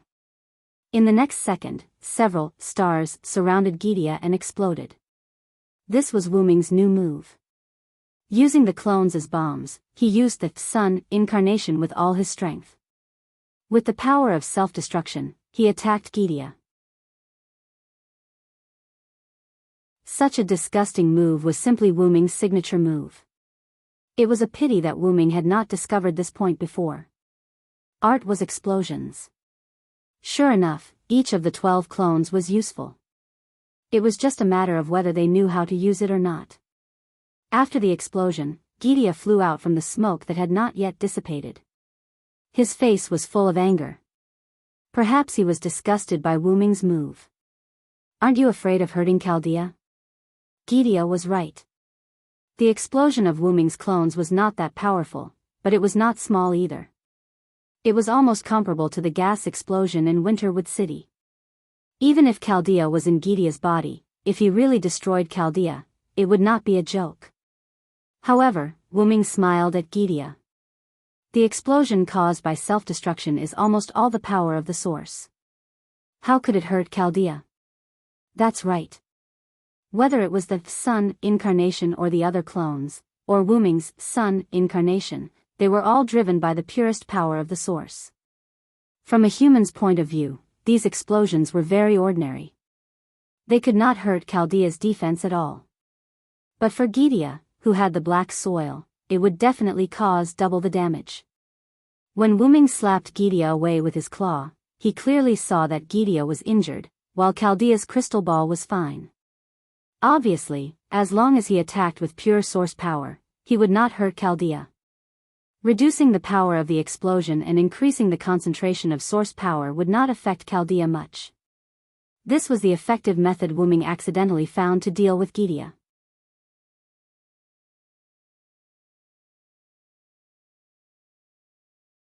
Chapter 1049. You deserve to be called my enemy. Gidia was not angry that Wuming had found such a shameless way. Instead, he praised him. So, you should just accept your death, Gidia. Wuming's body was glowing. Its gigantic dragon body instantly disintegrated and turned into countless clones of Wuming. Each of the clones knew how to use the sun and charged towards Gidia. I think you're mistaken about something. In response, Gaia snorted with a smile. Even if my third relic doesn't have a launcher, it can still be activated. Gidia's muscles tensed up and a large amount of energy gathered in the muzzle-like gap on its chest. The time of birth has come. I'll use this to correct nature. Gidia crossed his arms and suddenly opened them.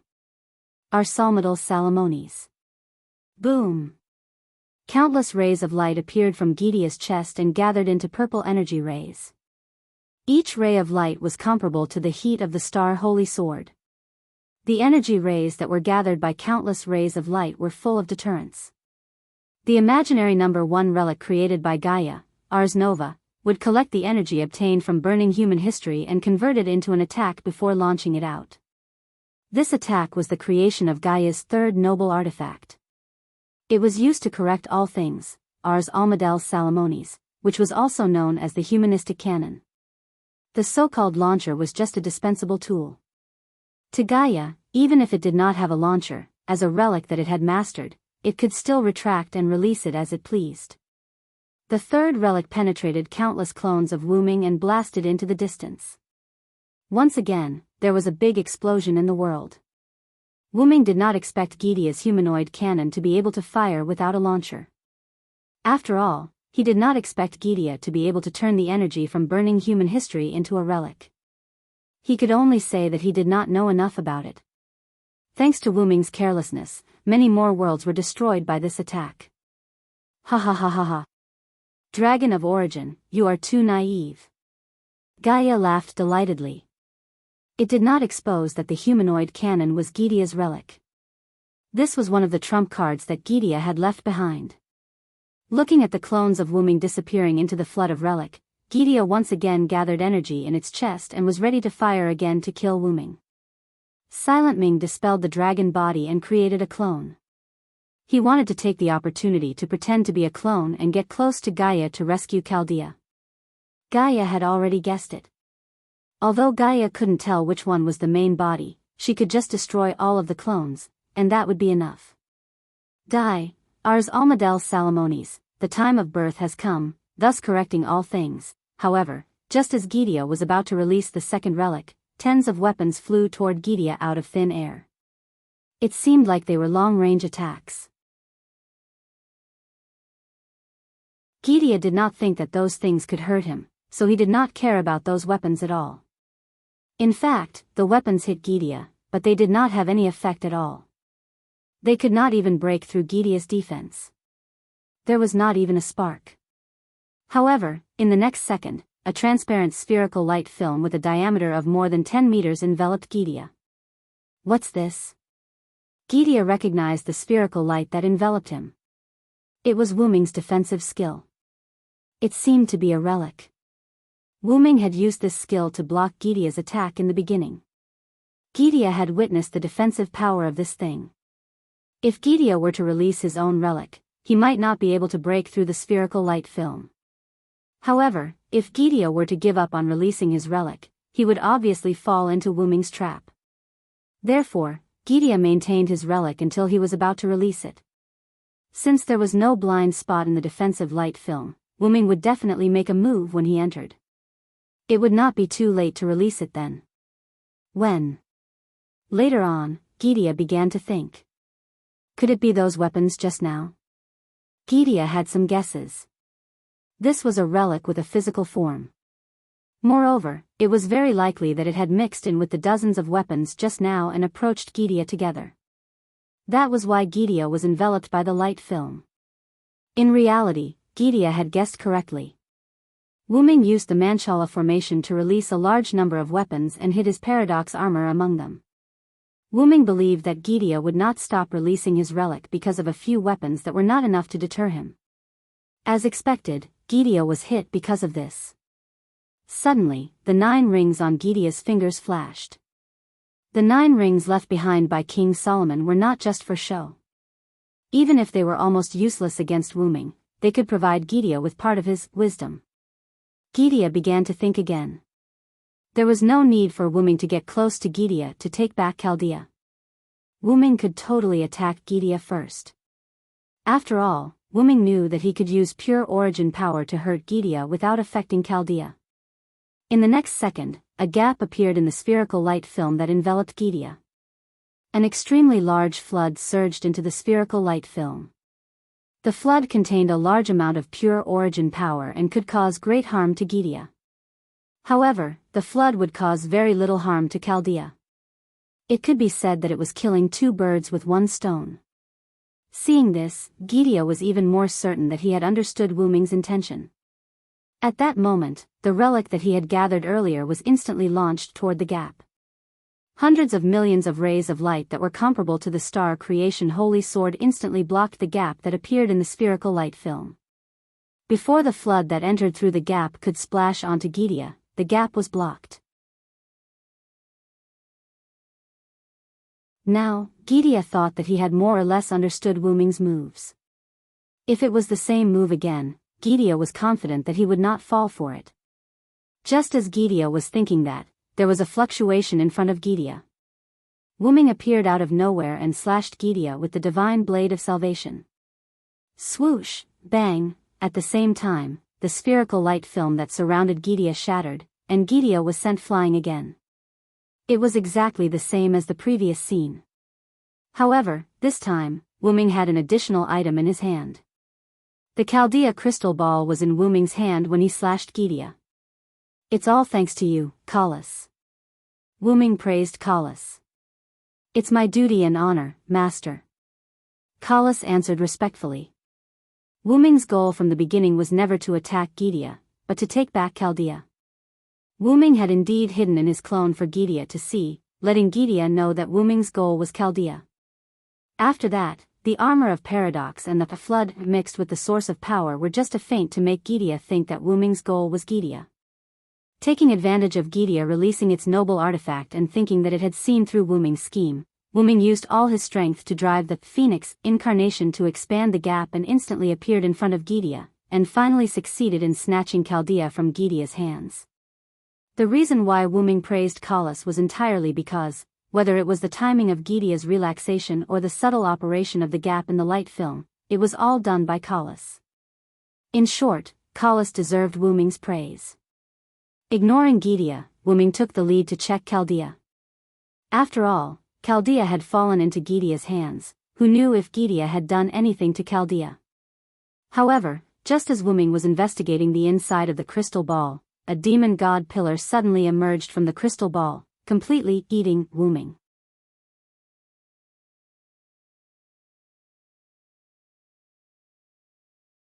Chapter 1050. The demon god pillar came so suddenly that Wuming did not even have time to react before he was completely engulfed by the demon god pillar. At this time, Gydia, who stabilized himself after flying backwards, laughed loudly. Ha ha ha ha. You didn't expect it, did you? Dragon of Origin. I have already released Floro's seal. I have been waiting for you to take back Chaldea. That's right, as early as when Gydia took back Chaldea, Gydia had already released Floros from the Holy Grail. The wisdom provided by King Solomon's 9 rings to Gydia was not that simple. Gydia's plan was inseparable from that wisdom. After Floros broke free from the seal, it had been lurking in Chaldea, transforming into Leviticus. While chatting with the people in Chaldea and persuading them to surrender, it was silently waiting for the right time. And this time was the moment when Wuming took back Chaldea. Therefore, the reason why Wuming was able to take back Chaldea was also part of Gydia's plan. In order to not let you see any clues, I spent a lot of effort to let you successfully take back Chaldea. Now, enjoy the feast of the Black Origin mud that I left for you. The Black Origin mud was Wuming's natural enemy, but to completely kill him, the first way was to use the Black Origin mud to continuously attack Wuming. The second way was to use more Black Origin mud than Wuming could bear to swallow Wuming in one fell swoop. This was like insecticide and mosquitoes. Spraying insecticide at mosquitoes, because of the air flow and other external factors, mosquitoes would not die instantly. Therefore, it was necessary to continuously spray insecticide at mosquitoes to achieve the goal of killing them. However, if the mosquitoes were directly soaked in the insecticide, even if they were not poisoned to death, they would drown. It was simple and crude. The first move was obviously unreliable against Wuming. After all, Wuming wasn't weak, so there was no way he could use the Black Origin soil to continuously attack Wuming. As such, he had no choice but to use the second move. Therefore, Gydia planned this conspiracy and gave almost all of the Origin black soil to Floros for safekeeping. He only kept a little for himself to use as a means of attack. Gydia was prepared to use the Black Origin mud to devour Wuming and kill him. And now, their scheme had succeeded. What a pity, Origin Dragon. I still can't forget the pain you gave me. I have to thank you properly. There was clearly something wrong with the demon god pillar Flolos's voice. It was meaningless. Flolos's brain must have become abnormal in the seal of endless darkness. One should know that Flolos was sealed by one of the 12 incarnations, the warrior incarnation, with the golden sword. That was the golden sword that separated Flolos from the concept of the 72 demon god pillars. The seal on the golden sword was a seal that transcended time and space. Who knew how long Flolos had stayed in the seal for? Although I can't punish you personally, letting you drown in the Black Origin soil is the biggest punishment for you. Ha ha ha ha. To Wuming, the Black Origin soil could be said to be the poison of all poisons. Letting Wuming drown in the Black Origin soil, Wuming would undoubtedly suffer intense pain in both his body and soul before he died. There was indeed no punishment more severe than this. The demon god pillar Flolos kept squirming. A trace of the Black Origin soil leaked out from Flolos's body. From the very beginning, after swallowing Wuming, Flolos began to squirm. That was the Black Origin soil that existed in Flolos's body rioting. It was like a stone that was thrown into a lake. After Wuming was swallowed by the demon god Pillar, Wuming's consciousness became blurry. The words of Gydia and Flawlose were also intermittently transmitted into Wuming's mind. It couldn't be helped. This time, Flawlose and Gydia really put in a lot of effort. The amount of black origin soil that Flawlose preserved could be said to be beyond Wuming's imagination. Once Wuming was swallowed, he couldn't maintain his consciousness. After all, the amount of black origin soil was just too much. Wuming was suffering extreme pain in his soul and body all the time.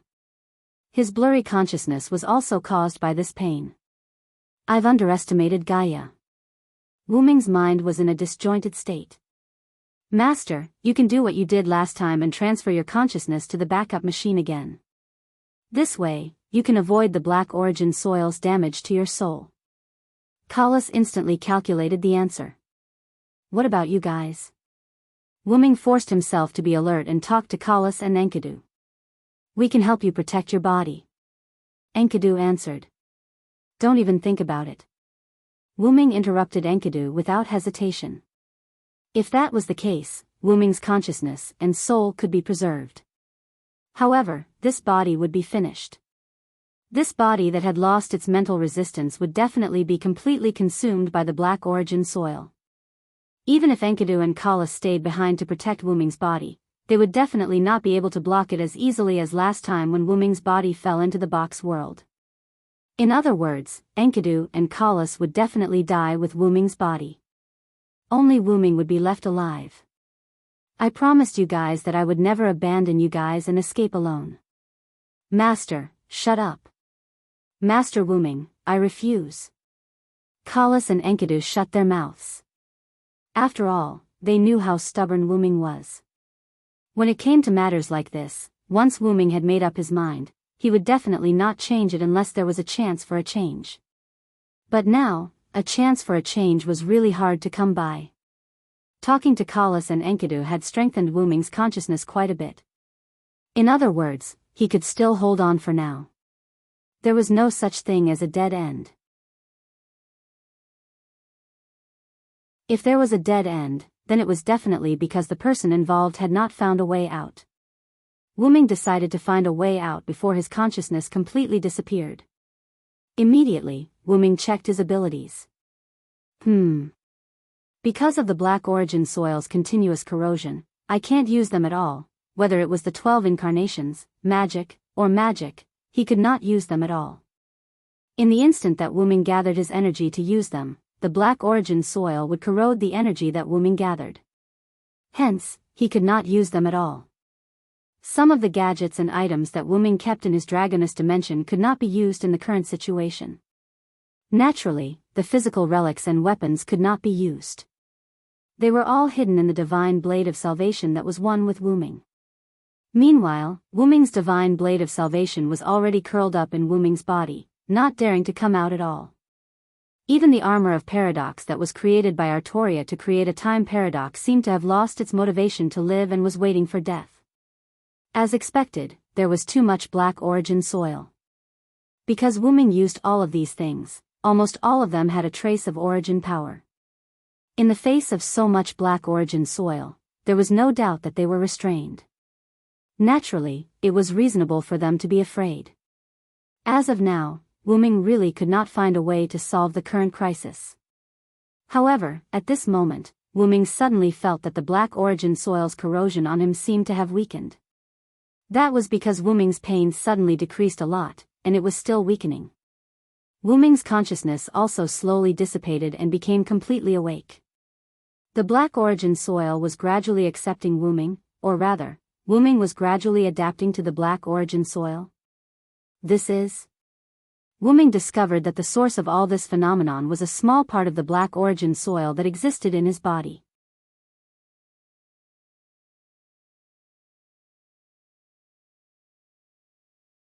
Chapter 1051. For some reason, the black mud that Wuming had left in his body had fused with the source power in Wuming's body. Because the fusion was slow and Wuming was focused on fighting Gydia, he did not notice this. However, most importantly, the black mud that had fused with the source power did not pose a threat to Wuming. On the contrary, the fused energy even helped Wu Ming get through his current predicament. The black mud was still rioting, but it did not harm Wu Ming anymore. Instead, it even replenished Wu Ming's energy. Although it was slow, this was the truth. So it's only starting now. Wu Ming finally understood that this was the result of Wu Ming's previous attempt to use the black origin mud to summon power.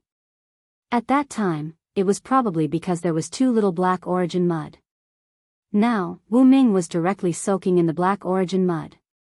In addition, the black origin mud in Wu Ming's body, which had fused with the power of origin, had a stimulating effect. With these two factors working together, it successfully caused a phenomenon that Wu Ming had never seen before. This power seems to be the source power. Wu Ming sensed the power after the black mud fused with the source power and found that this power seemed to be the source power. It is indeed the source power, but it's different from my source power. After the fusion, Wu Ming felt that the new power was the source power, and it was almost the same as before. However, if one had to compare it to the source power of the past, then the source power of the past was still underage, while the source power of the current source power could be considered adult. Could this be the secret of adulthood? No, it was definitely not that simple. After all, apart from the source power of the adult version in Wu Ming's body, there were no other changes. Could it be because there wasn't enough of it? After all, this had happened before, so Wu Ming's guess was not wrong. Wu Ming let go of his body and mind. He closed his eyes and allowed the black mud to enter his body. Under the guidance of the new power, it continuously produced new source power. Afterwards, he used this source power to cleanse his body again and again. Wu Ming's goal was very simple. Since the source power was adult and Wu Ming's body was underage, would using the adult source power to cleanse Wu Ming's underage body be able to allow Wu Ming to transform? That was what Wu Ming guessed. No matter what, he had to give it a try. However, most of the time, the truth was just that simple. After being continuously baptized by origin power, Wu Ming's body had indeed changed slightly. Wu Ming opened his eyes and sensed his body. No matter how he looked at it, nothing had changed, but Wu Ming could feel in his heart that the current him and the him a few minutes ago were on two completely different levels. Is this the power of the great origin? Wu Ming's pupils had turned golden, and the center of his pupils was still red, but it was no longer wine red. Instead, it was a fiery red that was full of vitality. At this moment, Wu Ming felt as if he had just woken up from a dream. Many things seemed to automatically appear in Wu Ming's mind. It was about the origin dragon, the origin black soil, and the great origin. If the type moon world's origin was the origin of everything that gave birth to the type moon world, then the great origin was the origin of all the worlds that gave birth to it. Regardless of whether it was the world that Wu Ming had first stayed in, the type moon world, or the other worlds that Wu Ming had experienced, they were all born from the great origin. They took root and sprouted between the worlds, becoming powerful worlds that gave birth to life and flourished. The origin dragon was actually a guardian deity that protected and complemented the great origin. At the same time, it was also a guardian deity that protected the worlds that were born from the great origin. This was why the two great restraints of the type moon world had so generously allowed Wu Ming to cheat, open a backdoor, and even form a contract with him. It was because the two great restraints knew about Wu Ming's identity. If Wu Ming was in the two great restraints' shoes, he would have done the same thing. Although it was a cliché, the origin dragon was truly an existence that protected the stable development of each world. It was responsible for resolving the apocalyptic crisis of each world, and it had unparalleled power that could easily resolve a world's crisis. Although the type moon world had given birth to parallel worlds and used this method to escape the apocalypse, it wouldn't be a loss to curry favor with Wu Ming, so it had done so. As for worlds without parallel worlds, the origin dragon wouldn't take action when species changed or went extinct, because the world wouldn't be destroyed as a result, and new species would be born. It was only when an irreversible apocalyptic crisis occurred that the origin dragon would either appear with a certain identity to save the world, or it would directly take action.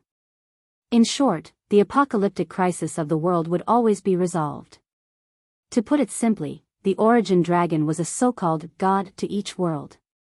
From a certain perspective, it could be considered a god in the truest sense. After all, the origin dragon and the great origin dragon complemented each other. It represented the great origin, and the great origin represented it. However, even if it was the origin of all worlds, even if it was the great origin that transcended all existences, there would still be death. Existence was the embodiment of life, and this existence would definitely experience death. However, the great origin's death wasn't the usual way of death. The great origin's death was to enter a deep slumber, after which it would restart after a certain period of time. If there was a word to describe this, it would be reincarnation. After a reincarnation was complete, the great origin would continue to give birth to new worlds, while the origin dragon would continue to carry out its duties and protect the world. By the way, the origin dragon that complemented the great origin would also die, as a result, and it would recover its strength as the great origin restarted. As for Wuming, what he experienced was the process of the origin dragon restarting after its death. In any case, even if Wuming didn't work hard, he would still recover his strength after a certain period of time. Therefore, the origin dragons weren't a single species. Since ancient times, there had only been one origin dragon living in the great origin, and that was the current Wuming. This explained why Wuming hadn't seen a single origin dragon when he first came to the great origin. The origin dragon's aura that Wuming sensed back then was also left behind by him. After all, this was his home. In that case, the origin dragon that White Yiksha saw might very well be my past self. At that time, Wuming might very well have been on his way to resolve an apocalyptic crisis in a certain world, and White Yiksha saw him along the way. Although he knew the truth, Wuming was still worried. There was only one origin dragon in existence. What if something happened to the origin dragon while it was still in hibernation? What would they do? Could it be that the root of origin would create another one? In that case, the origin dragon in the past might not have been Wuming. Wuming was destined to not get an answer at the moment. Also, what was up with the black origin mud, the natural enemy of the origin dragons? Moreover, the black origin mud was currently fusing with the origin power in Wuming's body, stimulating Wuming's growth and giving Wuming new strength. Was this a natural enemy or a boost? Unfortunately, that was all the information that appeared in Wuming's mind. It was probably because Wuming hadn't fully matured yet. Either that, or he would only know the rest after returning to the great origin. Kalas, Wuming called out. Master. Lord Wuming. A golden heaven lock vaguely appeared on Wuming's arm, while the crown on Wuming's head glowed. The two were responding to Wuming. Although they didn't know what had happened, they knew that Wuming had survived the danger. That was all they needed to know. It's time to go out and end this.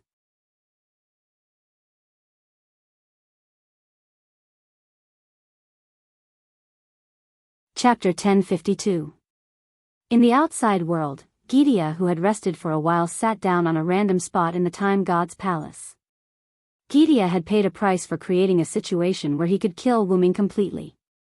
He had been injured by Wuming several times. After all, he had put on a good show. But fortunately, the plan had succeeded. When Gidia thought about how he could get rid of all future troubles, the pain on his body did not hurt as much. Next, we'll reach the root and achieve our great cause. Although Gidia was Wuming's enemy, his thoughts were also based on the great cause. That was why Gidia did not think that he had done anything wrong. At this moment, he only felt slightly emotional and perplexed because the great cause was about to be achieved. He was emotional that after thousands of years of hard work, he had finally achieved his goal. He was perplexed about what he should do next after achieving his goal. When anyone's final goal was about to be achieved, if he did not die, he would definitely feel perplexed about the future. Moreover, Gidia was someone who had no friends, relatives, family, or hobbies. He only had the ultimate goal of saving the world through the burning of human principles. I miss the king a little. Gidia used the burning of human principles after all. It was just a magic technique. Although he called himself the demon god king, he did not have many subordinates under him. Although the 72 demon god pillars were Gidea's subordinates in name and treated Gidea as their king, Gidea was an amalgamation of the 72 demon god pillars' consciousnesses. When Gidea spoke to different people, he would show different personalities. This was also because Gidea was an amalgamation of the 72 demon god pillars' consciousnesses. Gidea could be said to be a loner. It could only be said that Gidea's relationship with the 72 demon god pillars was rather strange. Gidea was one of the 72 demon god pillars, but not the 72 demon god pillars. Gidea was an individual, but also a whole like the 72 demon god pillars. As a result, once Gidea died, the 72 demon god pillars as a whole would collapse and cease to exist. But as long as Gidea was still alive, even if the 72 demon god pillars all died at once, with Gidea's current strength, he would be able to summon them back. At the same time, Gidea was an amalgamation of the consciousness of the 72 demon god pillars. This meant that the demon god pillars were actually a kind of technique. The 72 demon god pillars were the same as Gidea's, both of them burning the principles of humanity. As tactics, once they achieved the goal they had set a long time ago, they would definitely fall into emptiness. This was because they were the ones being used, not the ones dominating. Even if they won, it would not change the fact that they were tactics. That was why Gidea said, "I miss the king." As for the king that Gidea mentioned, it was naturally King Solomon. If that's the case, why don't you go and see him yourself? Hearing this, Gidea was shocked. The demon god pillar Floros also shook violently. However, Floros was not shocked. It was because Wuming was cutting open its stomach. Poochie, after the sound, a hole suddenly appeared on the huge demon god pillar. It was open from the inside. The demon god pillar, Floros, was like a deflated balloon or a frosted eggplant. The entire demon god pillar shrank because of this hole, and withered. And from the hole that suddenly appeared on the demon god pillar Floros, a stream of light instantly flew out. It floated in the sky and revealed a figure. It was Wuming. "You're actually still alive?" Gidea was in disbelief. This feeling was like, you clearly soaked a mosquito in insecticide, but after a while, the mosquito reappeared in front of you alive and kicking. It even changed from a centimeter in size into a monster. Who wouldn't be shocked? And after being shocked, Gidea became angry. The existence that you thought you could kill didn't die, but was still alive and kicking. Who wouldn't be angry? As for Floros, it was already too busy to care about itself. It didn't have time to be angry or shocked. Floros was like a fish out of water. Its whole body struggled in pain. Then, after struggling a few times, it stopped moving. In the next second, Floros melted and turned into a pool of black matter floating in the air. Wuming waved his hand and attracted the black matter. It integrated into his body, and a lot of new origin power was generated. That's right, the black matter after Floros melted was the origin black mud.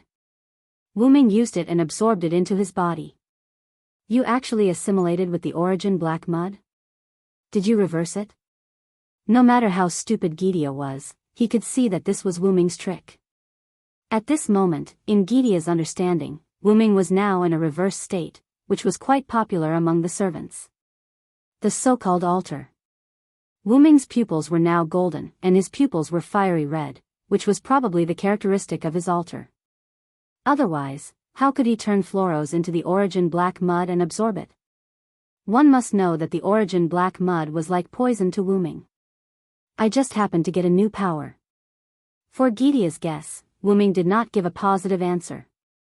Although it was not a secret, Wuming also knew that his change was not something worth telling the enemy.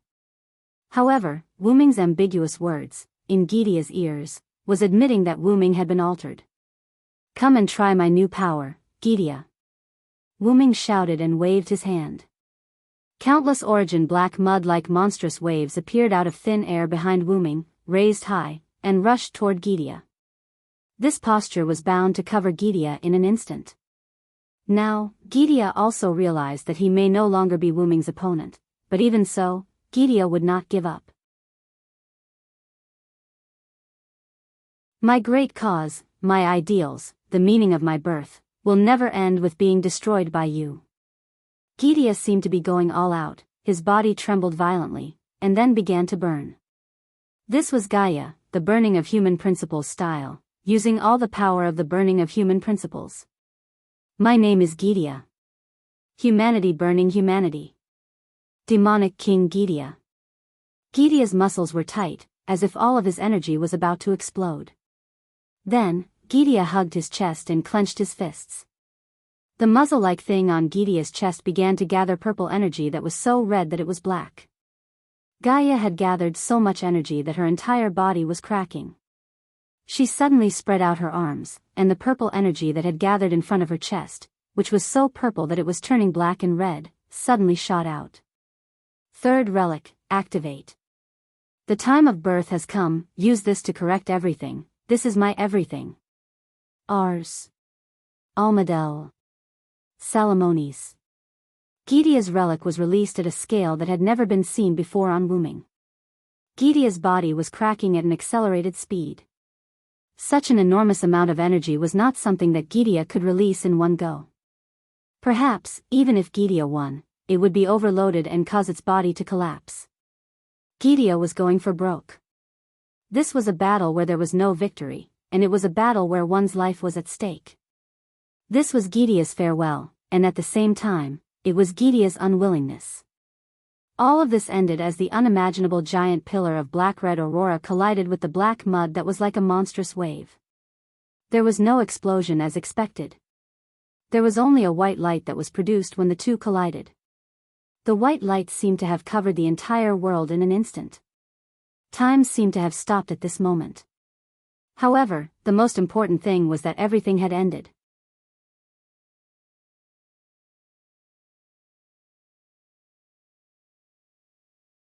Chapter 1053. An unknown amount of time had passed. Inside the root of origin, on the central platform, Wooming, who had transformed into his human form, was squatting on the giant dragon head of his backup machine. He placed one hand on the machine as if he was inspecting it. Magic circles appeared around Wooming's backup machine. Not long after, the magic circles disappeared. Wooming's hand left the backup machine as he stood up. That should do it. Wooming patted his dust-free hands. Master, is that all you need to do with the backup machine? Colos's voice came from the side. There's no problem. Now, this backup machine of mine can replace me to protect the world between worlds. All of this started from, Wooming did not pay attention to the time. In short, it started from when Wooming ended his battle with Gideon. Just as Gideon said, Wooming had assimilated with the Black Origin mud, and Wooming's new moves were related to the new Origin power. Whether it was turning Floros into the Black Origin mud, or summoning a terrifying amount of Black Origin mud to defeat Gideon, who almost killed himself, it was all because of the fusion of the Black Origin mud and the Origin power. Wooming's new Origin power. Although he did not understand the theory behind it, Wooming was not someone who was easily confused. Everything would be clear when he returned to the root of origin.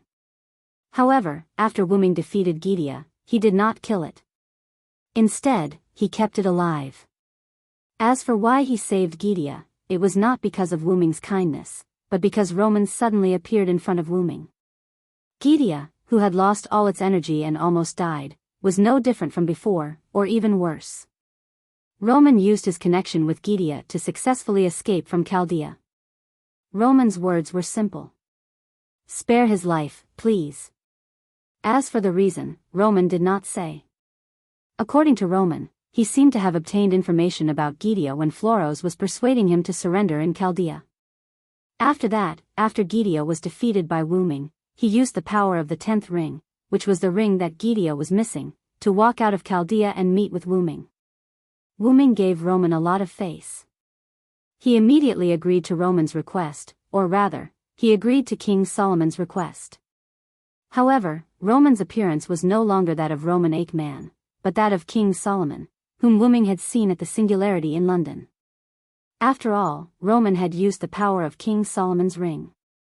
Naturally, Solomon, which was Roman's original appearance, was revealed. This also meant that Roman had exposed the secret that he was King Solomon in Chaldea. When Wuming asked Solomon about the expressions of the people in Chaldea when he transformed, Solomon's face was subtle. Wuming, who did not expose Solomon's secret, ended the questioning and sent Chaldea back to the original world. The world's people also recovered because of Gidea's loss of power. Chaldea could be said to have succeeded in saving the world. Although it was not direct, it could be regarded as saving the world indirectly. After that, Wuming did not rush to return to the Great Root. Instead, he stayed in Chaldea to help Chaldea deal with the remaining problems. After all, in that world, people's perception was that they just slept for a year. Not to mention ordinary people, the clock tower would definitely ask about it. What could those magicians do to Chaldea, the hero who saved the world?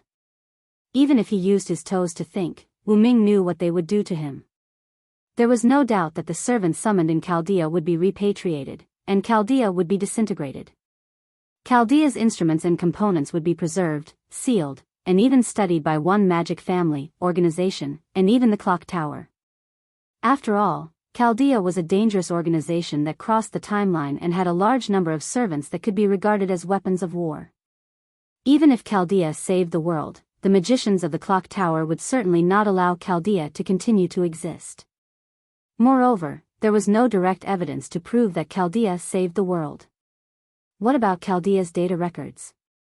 Video records? Sorry, it could also be achieved by using magic. There were also many magicians who believed that something did happen in this blank year, but Chaldea only survived for a year because of the magnetic field, that is, he spent this period of time awake and wanted to take credit for it. In short, Chaldea would face a lot of trouble. Although it was said that Olga Marie, Da Vinci, Roman, and others would not be difficult to solve all the problems, but it was still slightly difficult for them to solve all the problems once and for all. Olga Marie's third method was not yet understood, so she was not the third magician. Although Da Vinci was omnipotent, she was, after all, a weapon recognized by the clock tower. After Roman became Roman and asked Wuming to spare Gidea's life, he resumed his identity as Roman. With his temperament, it was impossible for him to let King Solomon appear again. Roman was just a Roman, the highest person in charge of Chaldea's medical department. These three, whether taken out individually or together, were not enough. At least, most of the magicians in the clock tower would not buy it. Therefore, they needed Wuming's help. Wuming went directly to the clock tower. In a room that Wuming often visited in the clock tower, Wuming found that person. Second enchanter, gemstone Unkashia Zelrich Subian Ogu. Wuming easily met Zelik. Wuming even suspected that this guy had already guessed that Wuming would go to him for help. That's right, Wuming looked for Zelik to let Zelik help Chaldea deal with the aftermath. As the second magician, there would always be people who would give him face. Even if they did not give him face, Zelik also had a lot of connections. It would be quite easy for him to help deal with the aftermath. And Wuming also asked Zelik for a list of magicians and magician families who would definitely make a move against Chaldea.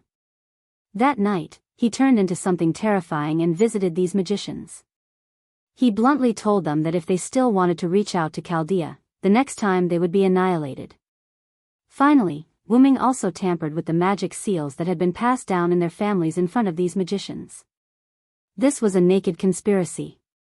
Those magicians who could not resist Wuming at all could only choose to compromise in fear. Now, Chaldea had a very long buffer.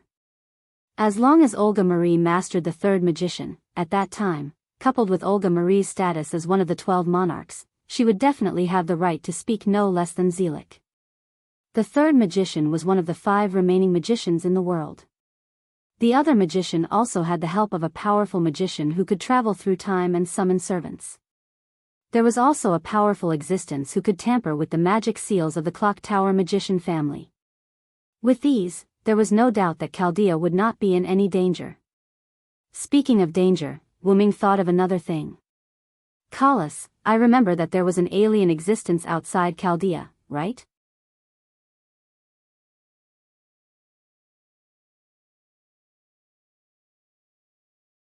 Chapter 1054. Wuming turned to look at Kalas. Master, don't worry, Enkidu is basically done, he's taking care of the aftermath.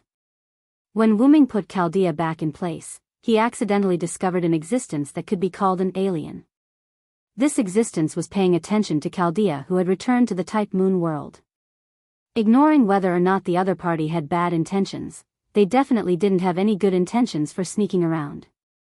Wuming even suspected that Gidia took Chaldea out of the Type Moon world to protect Chaldea. In short, Enkidu, who didn't think he was of much help, volunteered to take care of this matter. After figuring out the other party's identity, it was easy to let them go if they were harmless. As the Heaven Lock, Enkidu was the most powerful weapon in human history. Adding on the fact that Enkidu had been by Wuming's side for so long, he had absorbed a lot of origin power, which made Enkidu extraordinary. Wuming even personally injected new origin power into Enkidu just in case. It could be said that Enkidu could go to the Type Moon world and call himself a god, because no one was a match for the current Enkidu. Any attack that Enkidu casually released now could be considered an attack against Su Zheng. As for the alien that Wuming sensed, Enkidu wouldn't be afraid of it at all. That was indeed the case. Kalas had already said that Enkidu had already taken care of those matters and was taking care of the aftermath. Since that was the case, Chaldea had nothing to worry about. However, speaking of worry, Wuming felt that the one he should be worried about was Kalas. Wuming secretly glanced at Kalas, who was floating beside him. The current Kalas was no longer wearing a dragon horn headdress, but she was still not human. The current Kalas was somewhat similar to rubies and sapphires, but the rubies and sapphires were pentagrams and hexagons with wings and bows in the middle. On the other hand, Alice was a transparent hollow sphere with sharp dragon wings. In the center of the sphere, there were 3 metal rings that rotated irregularly. In the center of the 3 rings, there was a little light, like a star. It had to be said that the current Kalas was very similar to Ruby and Sapphire. However, they were sisters, so it was normal for them to be similar. After all, Kalas' full name was Kalas Balit, or Lapis Lazuli. Like Ruby and Sapphire Saphia, Kalas was just Wuming's abbreviation for her. As for whether or not Kalas could become a wand like the Ruby and Sapphire, this question was temporarily ignored. By the way, Kalas, I've always had a question. Looking at the current appearance of Kalas, Wuming finally asked the question that had been in his heart. Now that I clearly have a way to turn you into a human, why don't you agree and instead choose this appearance? Wuming revealed a helpless expression, not knowing whether to laugh or cry. Compared to the appearance of a human, I still prefer the style of my sister's phone. Kelly replied in a serious tone.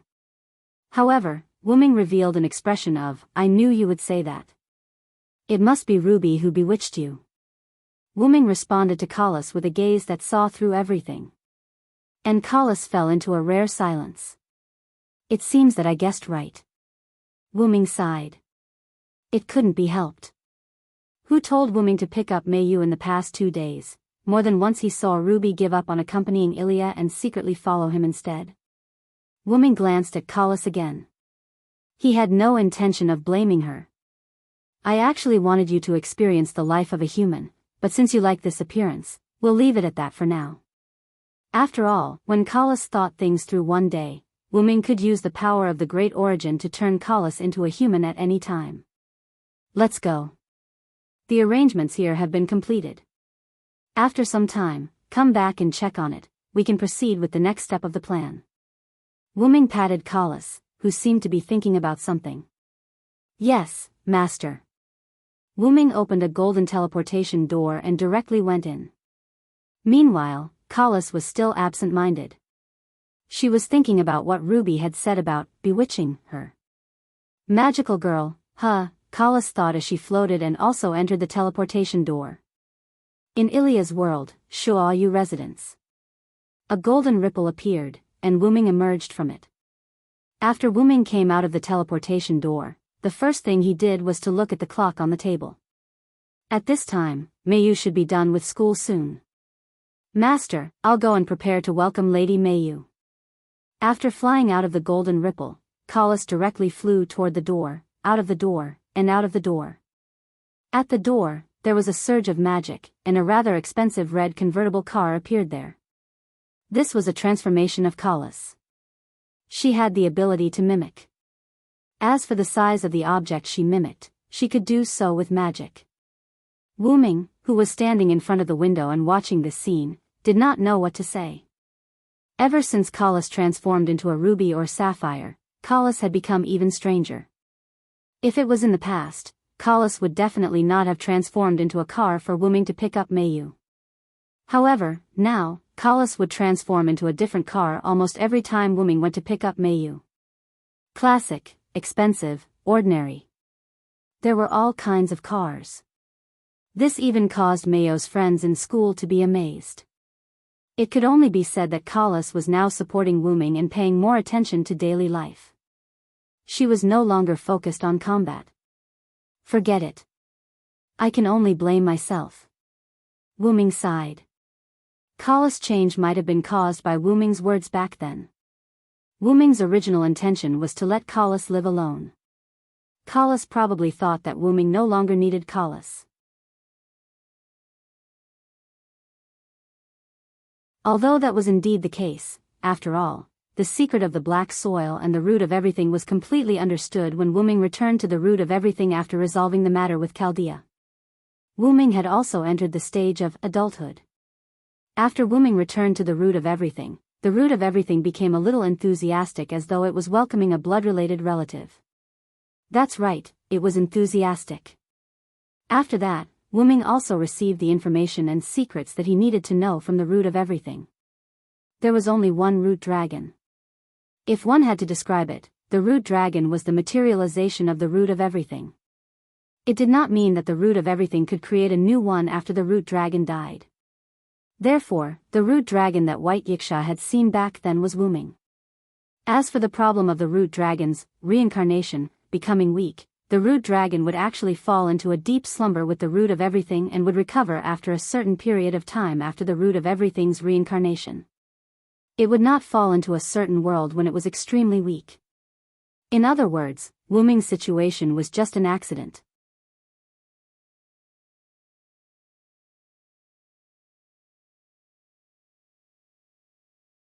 Chapter 1055. When Wu Ming was weakened from his slumber, he accidentally wandered into a certain world. As for the reason, it was naturally the origin black soil. The origin black soil was the dust of a dead world, while the origin black soil was in slumber. When the origin reincarnated, its origin power would naturally fall into slumber as well. During this period, there would definitely be worlds that were unable to save themselves and were destroyed, which was why most worlds perished. Since the origin had a lifespan, worlds naturally had a lifespan as well.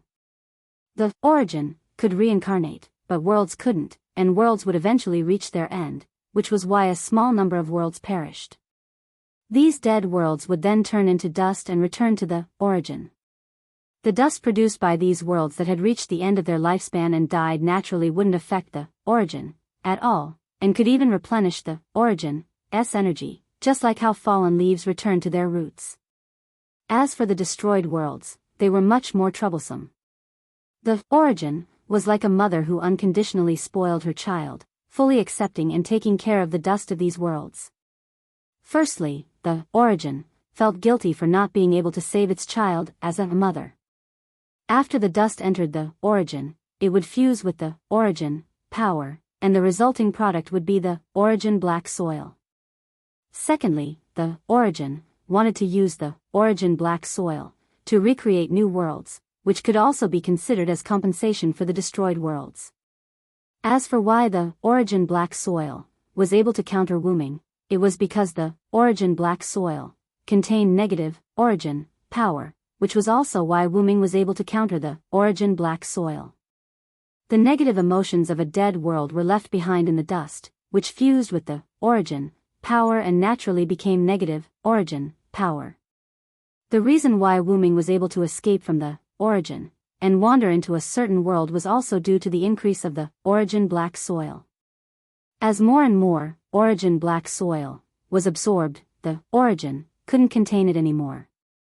Worlds weren't something that could be created at will, and even the origin needed time to recreate the origin black soil into a new world.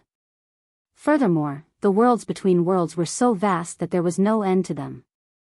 The number of worlds that existed between worlds was probably more than 1 trillion, and as the root of origin and the root of origin slept and reincarnated, countless worlds that were heading towards destruction would turn into dust and passively be drawn into the root of origin, fusing with the root of origin and becoming origin black mud. Whether it was a few cycles or a dozen, the black origin soil was indeed being consumed and reforged into one world after another.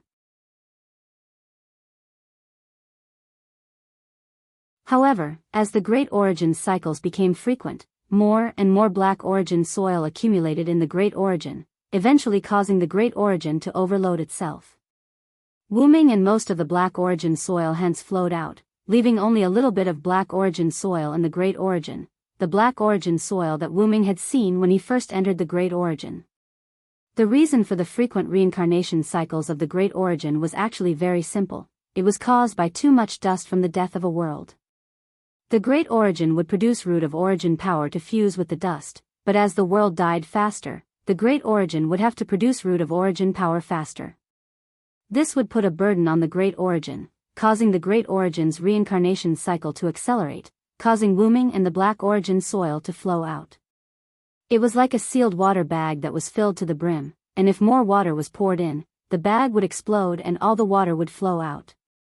This was how the black origin soil flowed between worlds, and some even accidentally entered them. It was also because of this that Woming entered a certain world and was adopted as a normal infant. Although Woming now knew everything, this was still a difficult problem that had no solution. The only solution was to start with the creatures that lived in each world. The creatures that lived in each world would develop, be it through technology or magic, but once they reached a certain level of development, these creatures would seek to reach even higher heights, which was why they had already faced the threat of destruction. In other words, they would destroy themselves as well as the world they lived in, which was the cause of the destruction of most worlds. For example, Mayo's world was destroyed because of the Ainsworth family. However, because the M-shaped moon world had evolved into a parallel world, it indirectly resolved the threat of destruction. Even if Mayo's world was destroyed, the M-shaped moon world would still be fine. But in the end, Mayo's world was still saved by Woming. Most worlds didn't evolve into parallel worlds, which meant that if the intelligent creatures that lived in those worlds caused a world crisis like the Ainsworth family did, the only outcome for that world would be destruction. However, it was extremely difficult to start from this aspect. Once an intelligent creature reached a certain level of development, it was unavoidable for them to explore even higher heights. This was a necessity for any creature that lived in this world. But the key was whether or not these intelligent creatures could adapt to the next height and control it. If they could adapt and control it well, the world would continue to operate as usual, and the intelligent creatures would continue to live. But if they couldn't adapt and control it well, the world would very likely be destroyed. So, how could one change the creatures of a world and make them give up on exploring higher heights when they weren't confident enough? Woming could only think of one way, which was to become the god of that world. However, there were so many worlds, and Woming naturally couldn't do them one by one. Woming was testing the backup machine in preparation for this plan. This was the plan that Woming and Collis had discussed before leaving the root. However, this was still a big plan, and the root wasn't omnipotent. The details of the plan still needed Woming to prepare, and only then could they rely on the root to complete the plan. Let's go pick up Mayu first. Woming shook his head and stopped thinking about it. Woming jumped out of the window, walked to the door, opened the door, and got in. Your sunglasses. Collis spoke like an intelligent voice, and a pair of sunglasses popped out from the steering wheel. Woming grabbed it and put it on his eyes. After all, it was a convertible. Woming had requested that Collis provide sunglasses when driving such a car. Then, let's go. However, before the car started, the door to the front passenger seat opened, and a beautiful lady got in. It wasn't winter, but she was still wearing a white fox fur coat, and it was the kind that covered her whole body tightly. The lady flipped her pink waist-length hair and smiled at Wu Ming. Although the lady was wrapped up tightly, it was as if she wasn't wearing anything.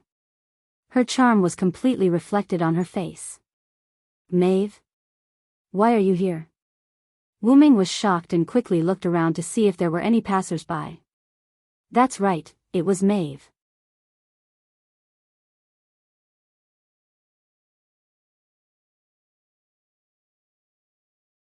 Chapter 1056. Why was Maeve here? Of course, it was because Wu Ming had discussed with the suppression force and asked the suppression force to bring the Maeve Wu Ming knew from the moment before her death to this era. This way, it would not destroy history, and it would allow Wu Ming to see the original her. Although it would be better to directly ask the suppression force to take over history, Wu Ming felt that it was unfair to Maeve. That history, that story, were all created by Maeve herself, and Wu Ming had no right to take it away.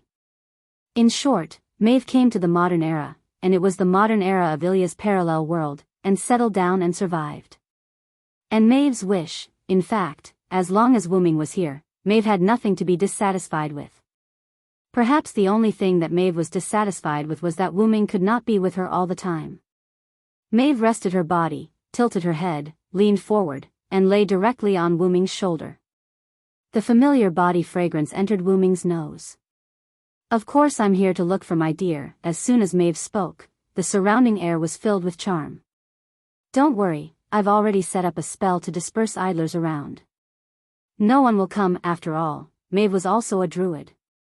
Maeve's charm could be called forced hypnosis for ordinary men. Even if Maeve was wrapped up so tightly, once a passerby passed by, it would be easy to attract them. Wu Ming, who had experienced such an incident once, did not want to experience it again. Wu Ming breathed a sigh of relief, then looked directly into Maeve's eyes. Didn't I tell you to stay at home obediently? You didn't listen to me again. Although it was a reproach, it was more or less flirting. However, immediately after, Maeve showed a hint of jealousy. You still know that we have a family, then why do you always come to look for your little sister? Could it be that you like her? At that moment, Wu Ming directly gave Maeve a knock on the head. Mei Yu is just my little sister. As her only relative in this world, I have to take care of her, don't I? There was nothing wrong with this. After all, Shiro in Meiyo's world was still in Meiyo's world. In Ilya's world, Mei Yu indeed only had Wu Ming as a relative. Wu Ming felt a little helpless as he reached out to rub Maeve's tearful little head. Besides, I've already explained Meiyo's situation to you. Leah and Jahan can understand, and even Master Skaha agrees with my actions. Besides, how old is Mei Yu? Why are you jealous?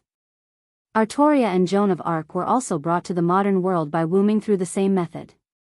After the Battle of Cameron, Artoria was brought to this world on the ship to the Land of Ideals, while Joan of Arc was brought to this world a second before she was burned to death. Whether it was Maeve, Artoria, or Joan of Arc's injuries at that time, they were all healed instantly by the power of suppression, which could be considered as doing Wu Ming a favor.